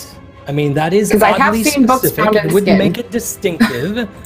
And for a time-pressed one-shot, I'm going to say absolutely. Okay. So I'm going to do that, and I'm going to try to find any book that is bound in skin. All right. Because that is familiar to me. Can locate the nearest object of a particular kind. Yeah. So it's almost like dropping a pebble, throwing a pebble out into a pond. You see arcane ripples going out from you in all direction. You spin around trying to see that moment when one of them reflects back, sending ripples back in your direction. The passageway to the right, it's down there somewhere.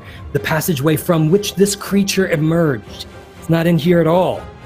Seems 100 feet less, 75 feet in that direction. Guys, the book's to the right.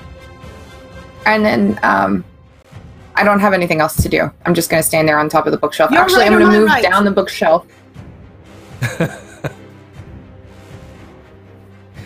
All right. Same right. So that's it for you. And now, I've done everybody, right? Yeah. Yeah. Yes. So now, once again, you hear a slow scraping on the ground as these arms are retracting. They're pulling up, almost like calamari curls, and they both get flung out like projectiles shot from some ballistae with Gumby behind it, going towards Rayhan and Breland. Ow. Rayhan first, Breland 17. The 17s hit you guys? No. That hits me because ow. All right, so blasting in And here. I can wait. Cutting words. What does that mean? Meaning I can sing and roll a d6 and subtract that from the to hit. To see if I can make it miss me. So sing fast. Agony beyond power of speech. When the one thing you want, well, it's just out of reach. And I will roll a d6. Oh God, which This one's a thing is 6? coming at you. 4. Yes, you missed me. 4. 13. Nice. 13 misses you. Wait, that's actually exactly my AC. What's your rule? That hits. Yeah, that's what it needs to hit you. Damn it. I was doing so well. Curses, damn. But we got an extra song, so that's super fun. Okay. No. All right. So how much do I take? Oops. I messed up. I'm going to do it again. 2, 3, 4. There we go. It goes from. So hate minus, subtract 7 from that. Math. So it'll be 19. 19. So what happens All right. is this lance blowing through the air catches you in the shoulder and pierces you. It hangs limply from your back, and this limp flesh goes all the way through you, emerging from your shoulder blade. You need to do a... wait, no, what is that? So let's do a DC 15 Dex save. Drum roll. What did you get? 24. Oh, 24? 24. Holy cow. This thing immediately starts to wind around you, and you brace yourself, grab the edge of the bookcase as it starts to pull. And you don't move, and then there's an agonizing moment of as this thing is pulled from the wound and goes skittering across the floor back towards the creature. Apparently it wanted to drag you unto itself. For something that flaccid, it sure pierces pretty hard. Fantastic. Now it is Rayhan's turn. Okay, so with thinking about my daughter and everything, I'm going to grip my holy symbol and use my second channel divinity to cast Vow of Enmity, which gives me advantage on my attack rolls for a minute. And then I'm going to just walk up and just start trying to pound this thing. Phrasing. Phrasing. Pound it. Pounding this flaccid creature. Wow. 9. Oh, I didn't have my That's plus. with Hang on. advantage? Oh, it Yeah, dropped hang at on. 8. Okay. Wait. So that's 17. 17? Holy Yeah, cow. but- Yeah, that hits. That hits. So Oh, nice. your hammer smacks it directly in the chest, and it And I'm sinks gonna- in about 3 inches, and you have to go to pull it free. I'm going to Leaves dump an impression. a divine smite in that as well. Is it an undead or a fiend? You do not sense those properties emanating Okay. from it. So that's 3d8 damage. Wow. Do it. 14. That's What was that again? so 19 damage. 19. Okay. 14 plus 5. 19. All right. Finn. Oh, do you have more to do, Greyhawk? Yeah, I have another attack. Oh, well, let's not rush by that, shall we? Who's got the echo? So that's 22. Yeah, someone's I think echoing. we have a little bit of echo. Yeah, I hear a little bit of echo as well. That one hits too. So I'm just going to do a regular attack on this one, so it's just 1d8. Oh, smooth. So it's 13 damage. 13. So the second time you hit it, you manage to land directly in the cavity you created with your first blow. It goes to the hilt, and you have to lever it up and down a couple of times before it goes and pulls free. And a purplish substance wells up in the crater. Juicy. It is juicy. Now, Finbar. Yeah, somebody's got an open. Yeah, by the way, I think I'm pretty. speaker. With save, if you could mute me real quick, I'm pretty sure it's coming through your headphones. Sorry, for your speakers, and then coming back through on your mic. If you like That's switch exactly to what I was headphones thinking. or earphones, that'll fix it for you. Alrighty, I'm going to move in next to my friend Rayhan, and I'm hearing an echo again. I attack my rapier. It's a 22 to hit. Is that it? You definitely hit. Oh, So rushing forward, you plunge this thing to the hilt and pull it Minimum out. And damage it's just again. like a little bead of purple wells on its bulbous belly. Ugh. That's And as it looks Unpleasant. down at you, it looks like you just broke its heart. Reminds you of your mother. Oh, Vilma. reminds me of every woman I've ever met. Next, Aster. All right. Aster is going to say, Berlinda, you gotta stop getting hit. This is really, really bad. And she's going to cast Healing Word as her bonus action. I can't help it that everybody thinks I'm so cute. All right, so what do you get? And that's that first level. You get 6 hit points back. Dankeschön. I don't know what that means, but okay. And is there anything else you can do, Aster? And then, nope, she's gonna run to the edge of the bookshelf and try to jump off closer to where the doors to exit the room in the direction of where the book is. It's a long She's gonna go to the end of the shelf. Yep. So I'm going to say that you would wisely belly up on this thing, drop down to your fingertips, and then land on your feet. Behind you, She would at least try to is do the that. passageway that you sense you can find the book. Berlind, Yes. now feeling slightly better, what do you do? What do I do? What do I do? I am going to shoot it with my short bow. If I can find it. Okay, there you are. All right. You are looking for a 16. Which failed.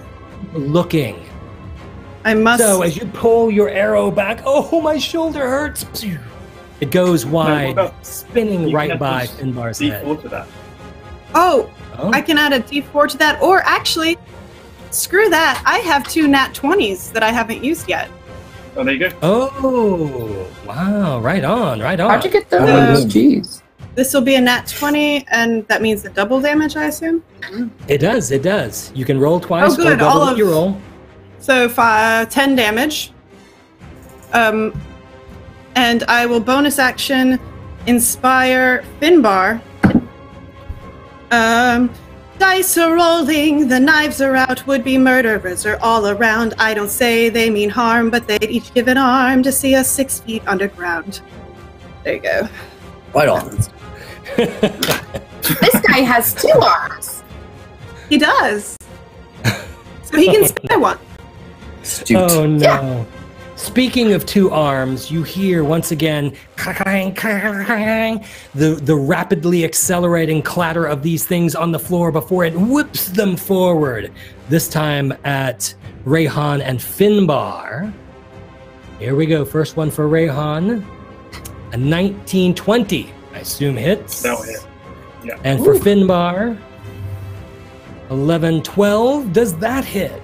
That Are will you not that hit. soft? Luckily for me. No. So Finbar dodges out of the way, sees this spike blow past his face, is thankful for a moment to still have his eyesight when he hears the cry of Rayhan. Ah!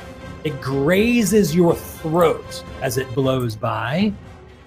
Am I rolling for damage again? That is 4d8. 2, 3, 4. There we go. Wow. So a fan of blood sprays from the nick in your throat, dangerously close to your jugular. But more alarming is as this spike blows by you, you feel it whip downwards, wrapping around your back, twisting around your side. Let's do a DC 15 Dex save. Oh, that's not good. Right. Dex +1. It is attempting to embrace you. I'm sure it is. 17. 17. It starts to pull you towards it, but you're able to twist and roll. It spools off your back. The tentacle flaps against its chest. I just want to embrace you. Terrifying. And Rayhan, you can respond. Yeah, so I will just use both my attacks again and just try and hit it some more. So first one is What the hell? 26. 26. 26 hits. Yes. Okay, and I will use another Divine Smite to get 3d8 damage. Oh, 28 damage. Wow. That's your first one. And second attack. That hits too. Yeah. It takes as much effort to free your hammer from the cavity you create as it did to hit it in the first place. You know what, I'm going to use the level 2 Divine Smite in this one to do 4d8 damage this time. I need to get to my daughter. just need to get past it. 17 again. Oh, Wow. so 17 plus 5, so that's 22 damage. So this time, as you bring the hammer down, once again with an unerring aim, you blast it right in what would be your sternum. You can tell that it's more of a Play-Doh-like substance. And this time, the concave cavity that you blast through it rends. Your hammer goes in. You see organs with no fluid in them tear. You rip a cavity through it, and all of these gray organs begin to slowly droop out of its body. And it looks down and says, "Oh, why did you break my heart?" I don't know. Slowly, the flaccid legs bend under its weight, and it goes clattering to the ground. Lands there, sounding like a sausage dropped on the ground. A wet thunk. So it looks like sausage, and it smells like sausage. You should definitely try it. Yeah. Berlinda is still really hungry. Looks tasty to me. Yeah. I draw the line at flaccid tubes of flesh, though. They have They have to be hard for you, That's huh? where we differ. abundance of flaccid tubes of flesh in this episode. It's true. I didn't recognize that before. It wasn't part of my plan, but yeah, it's happening. Oh, yeah, sure. Lots of flaccid tubes of flesh. Lots of That's shafts. already- Lots planning of here. Right. trying to get in things. Asta, didn't you Yes. say the book was here? Oh, Um, yeah, the it's- book, yes.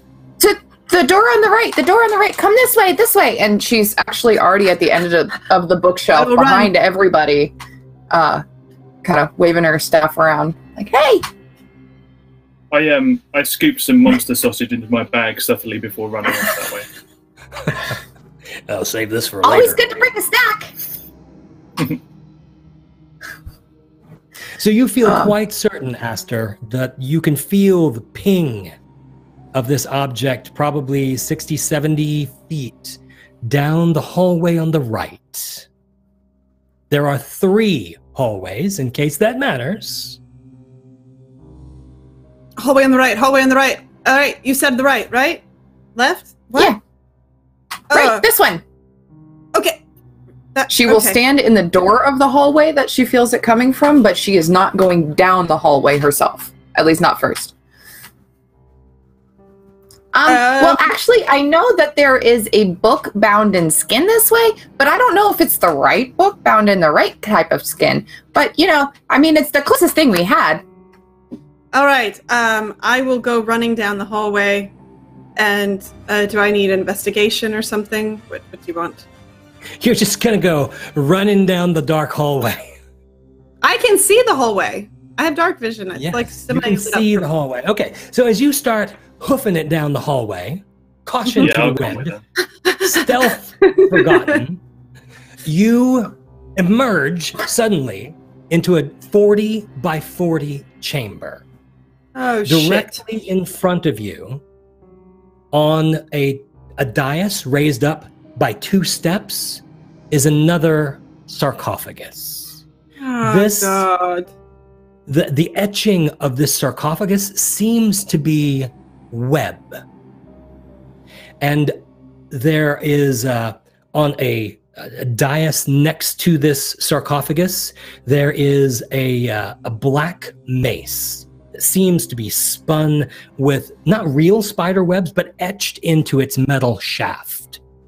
On the other side of this sarcophagus, on a small dais, is some sort of an amulet on a chain, and a spider insignia is etched onto the black stone in the center of this amulet. But far more eye-catching than these objects is the massive black-legged spider that is etched out of obsidian above the sarcophagus. As your eyes go up to that, you also look to the ceiling, which is covered in spider web that seems to be made of crystal. Shiny.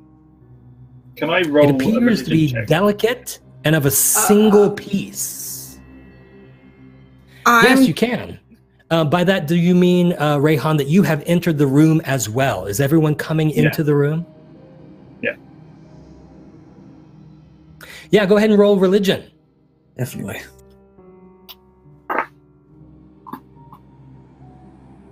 Okay.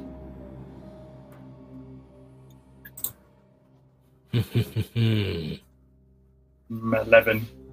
-1. Yeah. At that roll, you wonder, is this perhaps some sort of a spider cult? It's disturbing and alarming. Obviously, there's a spider motif going on. You feel like asking, hey guys, do you see kind of a spider vibe running through this? But are you catching this? It doesn't ring any bells. I thought it was just for me. you. Is there any way? So, are there any books on the shelves of this room, or is it just what we're No, seeing? there are no shelves.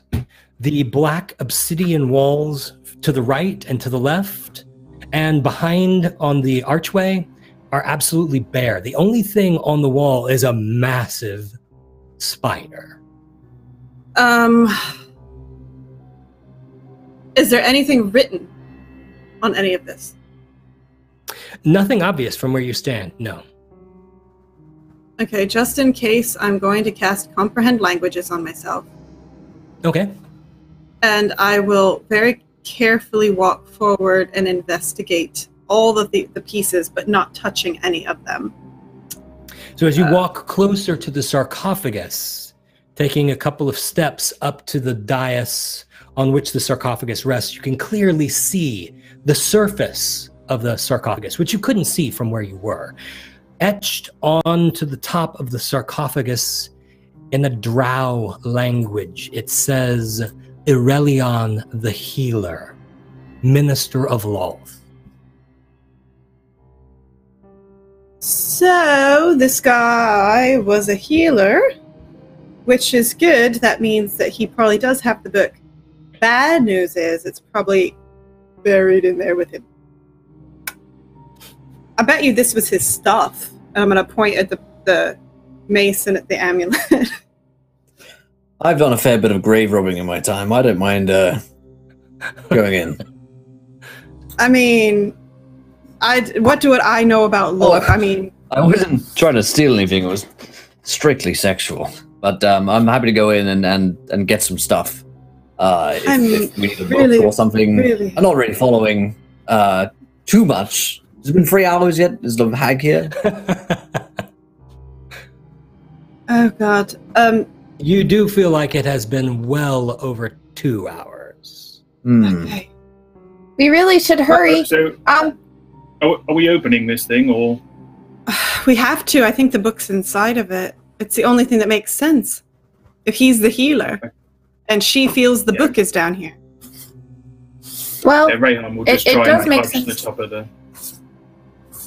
People are often buried with their most valued treasures. All right, I volunteer Finbar to open the casket, and I will take 2 gigantic steps back. Done and done. So Finbar, willing to how will help. you go about opening this casket? It looks like just a stone slab set on top of it. I mean, I'll just sort of there are like 2 push it. shove, give it the shove. Let's do a strength check. Okay. I am back up ready to cast Shatter. My strength is so good. A 13? You can get it to move a little bit. It weighs so much. Just the leverage of your weight is not quite enough to move it. Perhaps bringing in... I might need a hand over here. Someone. I put my hammer down and go to give it a shove. So Rayhan, why don't you roll a strength check, this time at advantage because Finbar is assisting still. Okay. Hmm. 19. Slowly, this thing slides across. As you look in, you see first the shoulder, then part of the face of an emaciated form. It reminds you of the face that you saw, one of the 3 faces that were in relief coming out of the doorway. It doesn't look like those faces did after you fed them blood, but before. You can see every feature of the skull beneath the flesh. Its eyes are closed, and its skin is kind of an ash color of black. Its thin lips seem to be stretched and cracked, but you can still see white, sharp teeth underneath. You've done about a quarter of it, and you can now tell that there is no hinge on this lid. Basically, you're going to reach the fulcrum of this thing, and the slab's just going to fall off the other side. Continue to press. Can I step up and make an investigation check, see if I can see a book in it before we open it all the way? Oh, yeah. So you're going to cause them to stop? I'm just going to be like, hold on, guys. Let's see here.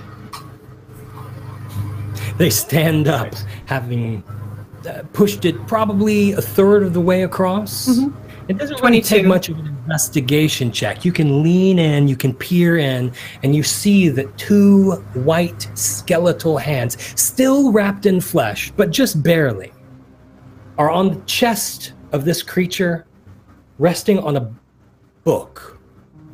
Appears to be black, leather-bound book with both of its hands on top of it.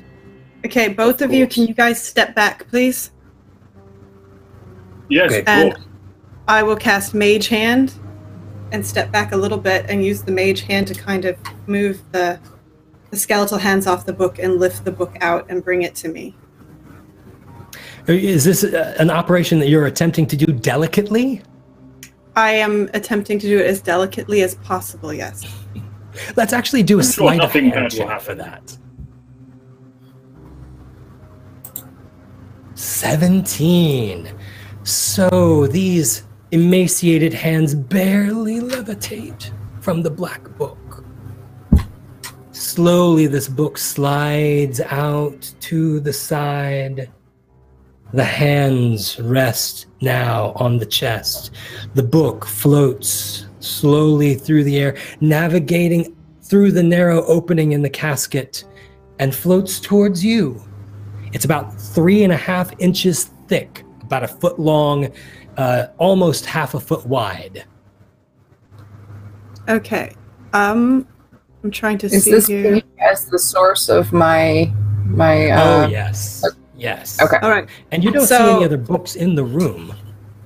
I'm just going to leave Mage Hand up with Mage Hand holding the book, and kind of following along next to me. Guys, I think we should get out now. This is what we came for. Yes, let's go. Yep. All right. Let's do the thing where we leave. Yeah. All right. Fast. So you all turn your backs to the casket, head towards the hallway. The moment the book. What is your marching order? I should have asked that first. I'm kind of looking over my shoulder at the mace, thinking, should we take the mace or leaving it? Or well, let's rewind just. Probably.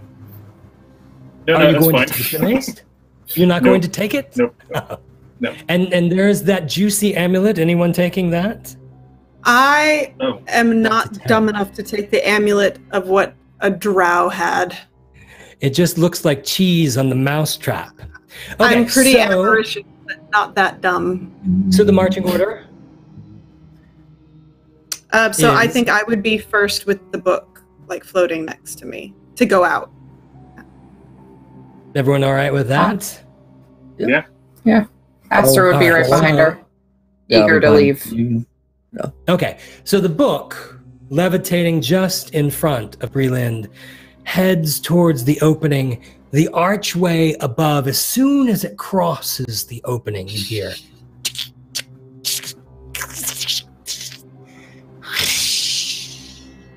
And then a ringing rain.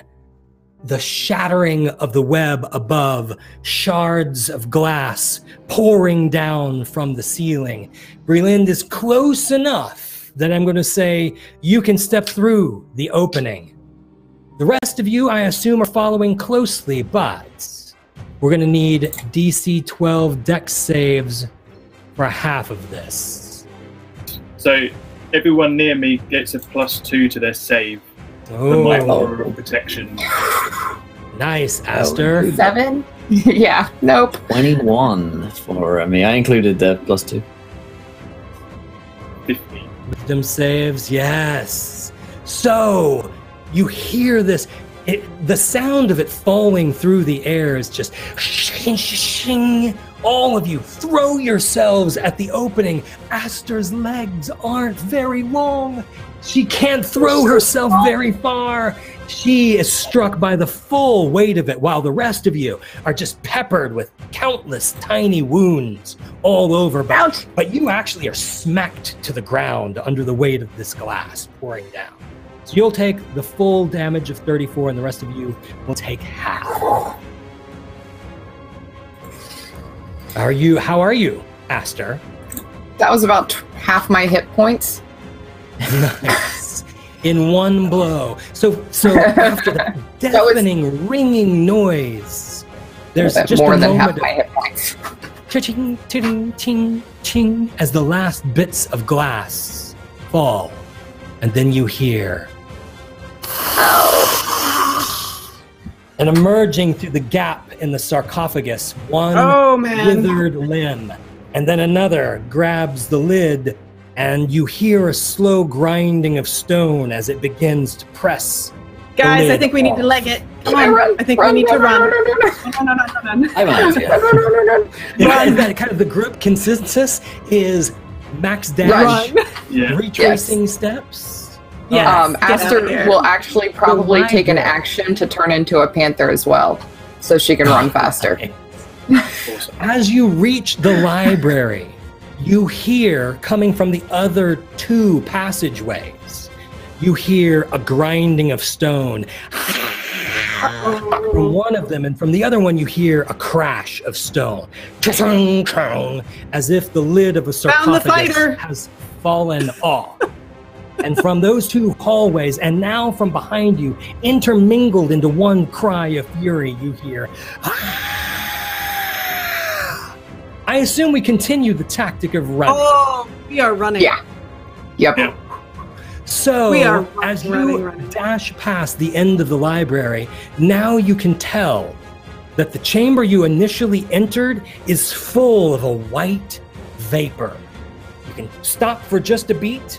You can barely see through it, a pinpoint of murky light that may be the exit.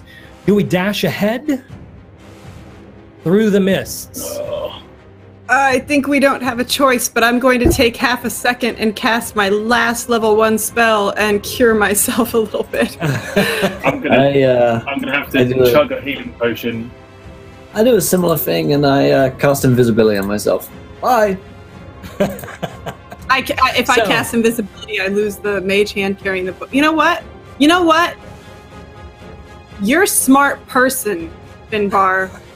And I'm going to reach up and grab the book from the mage hand and cast invisibility on myself as well instead of cure wounds. And away we go. In a flurry of casting, you do this and this and this. Behind you, the cry comes nearer this time. You all bolster yourself, dash into the mists, and run for the door. And your skin begins to burn. Your eyes begin to water. You can tell that this mist is caustic. It burns. You can feel, you can smell the sizzling of burnt hair coming from yourself. Is that a Cat in the Hat book that you're hugging? No, this is my dice box, but it's my book right now. I'm hugging it. All of you take, you guys got lucky. 5 points of damage as you dash through this acidic mist. You come blasting through the front door after racing down the passageway. Immediately you're assaulted by the pounding, pummeling rain, which has never felt so good. The wind coming off the marshes smells refreshing. And from the cave opening behind you again, where do we go? We go down the path as fast as we can, I think, guys, right? Yep, You're still gonna continue. running. So as soon as you reach the edge of the last tier, you start winding down this perilous descent down these razor edges of shale. All of a sudden, it's deja vu. 3 faces emerge in the arched doorway, clinging to one another, leaning out, going, they look like a living representation of the door that was once there. They don't seem willing or able to go further, but churning, holding one another, caressing, screaming. They look at you with death in their eyes. And then you are below the ledge. You continue to hear them scream as you scramble downwards. As we go down over the ledge, I'm just going to say, "Suck it!" The screaming begins to fade only once you reach the bottom and plunge headlong into the gnarled bare woods. So in the 10 minutes it took you to climb all the way down, their screams of rage were relentless, your spine tingling with each one, and then pounding through the brush, running, dashing, just like at the beginning, your lungs burning. You emerge into the clearing in the woods, 2 great trees, gnarled and black, with a mesh of roots connecting them, except this time there is no house in between. The hag's hut appears to be gone. That bitch. She double-crossed us. You hear a very loud roar from Jaguar or Panther Aster. She's very upset. Quick investigation to see if we can figure out where it went. Find it. Feel free to roll me something. I see an empty space between 2 trees. You do. It is profoundly empty. Nor are any of the contents of the house now suspended between these roots.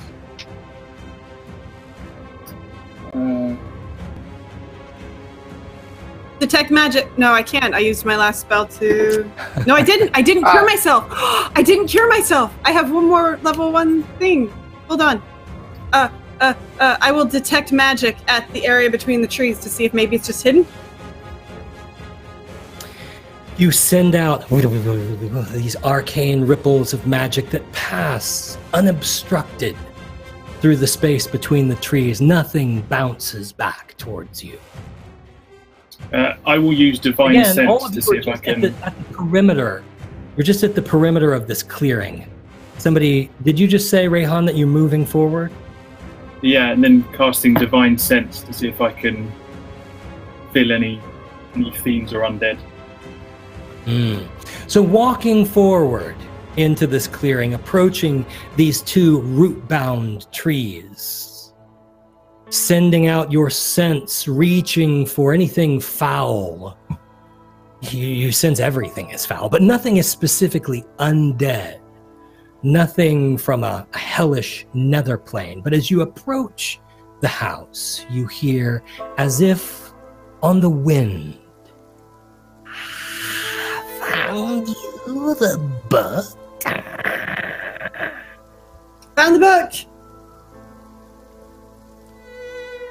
1 book. Bring Where is Sparrow? Bring the book. Place it within the tree. Aster roars as she Can we prowls see into the clearing. Can we see Sparrow you're first? prowling towards the house. Yes. Hackles raised. She is on guard. She is not happy. So as you prowl towards this house, your especially keen senses are assaulted by many foul scents. But you do notice, as you approach the roots that are tied together, there is on one side of one of the trees a hole, a deep hole, like probably something perfect for Aster to just walk into the center of this tree. You hear again on the wind, the book first, then the puppet. The sweet puppet. I need the book to help her. We've come this far. Rayhan, Oh, good. it's your... Rayhan, should I give her the book? Yes, I think we should. All right, so I will go up and place the book where she designated me to place the book. So as you walk towards this opening, you see in the shadows, as you reach in, letting the book down, you see the hag's hands emerge. You can't quite see her face, but these two gnarled, palsied paws wrap around the edges of the book. You see just a hint of light on her face as she takes it. She takes the book in her hands. She looks up at you. Her eyes flash green. She fades back into the tree as if it's a passageway going back and back and back. And Rayhan, you hear, Danny? Stepping out weakly from beside the tree, the other tree, leaning against the bark, her face thin, her hair matted to her scalp by sweat or rain. She staggers around, Daddy, Daddy, and reaches towards you with both hands as she begins to fall. Since Aster was right there, she kind of goes in front and tries to help her. So the two of you rush to her. She buckles to her knees. As you come to her, Rayhan, those lights were so beautiful. And then my dreams were so foul. Are we in Blackmoor? It's all right. You're safe now. She leans her head against you. She twitches a couple of times. Not the spasmodic shudders of a convulsion, but she's shivering. It's cold. She wraps around you.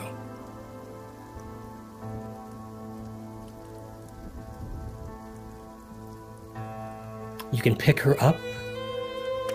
And your horses now stand on the far side of the clearing, ready for you to head back. I just stride straight over to them. So the three of you, Aster, Brelind, Finbar, can breathe a sigh of relief as you watch your friend, now holding his beautiful daughter, walking his back to you, back to the horses. Sparrow's head lifts. A weak smile passes across her face as she looks at the three of you, and her eyes flash green. Thus ends the blood warren of the week. Oh, that was way too intense. Oh, shit. That's so good. Oh, amazing. Egg kid. Egg child. That was so good. No Shane. wonder why she kept calling her amazing. Great job. Glad you Fantastic. liked it. Glad you liked it. And Oh, we're like 5 minutes shy of 48 hours. Is that right? Yep. Yeah. We're almost there, friends. We're at the finish line. In a couple of seconds, we'll do the final giveaways and send offs. So I get 4 hours sleep, and then season 3 on Encounter Roleplay begins. Oh my god! Come on. 6 p.m. Eastern. Yeah, it's a whole thing. But let's go around to cast and crew. Shane, amazing job. The only thing I wish was that I was more alive to be in this game. Well, just means you're...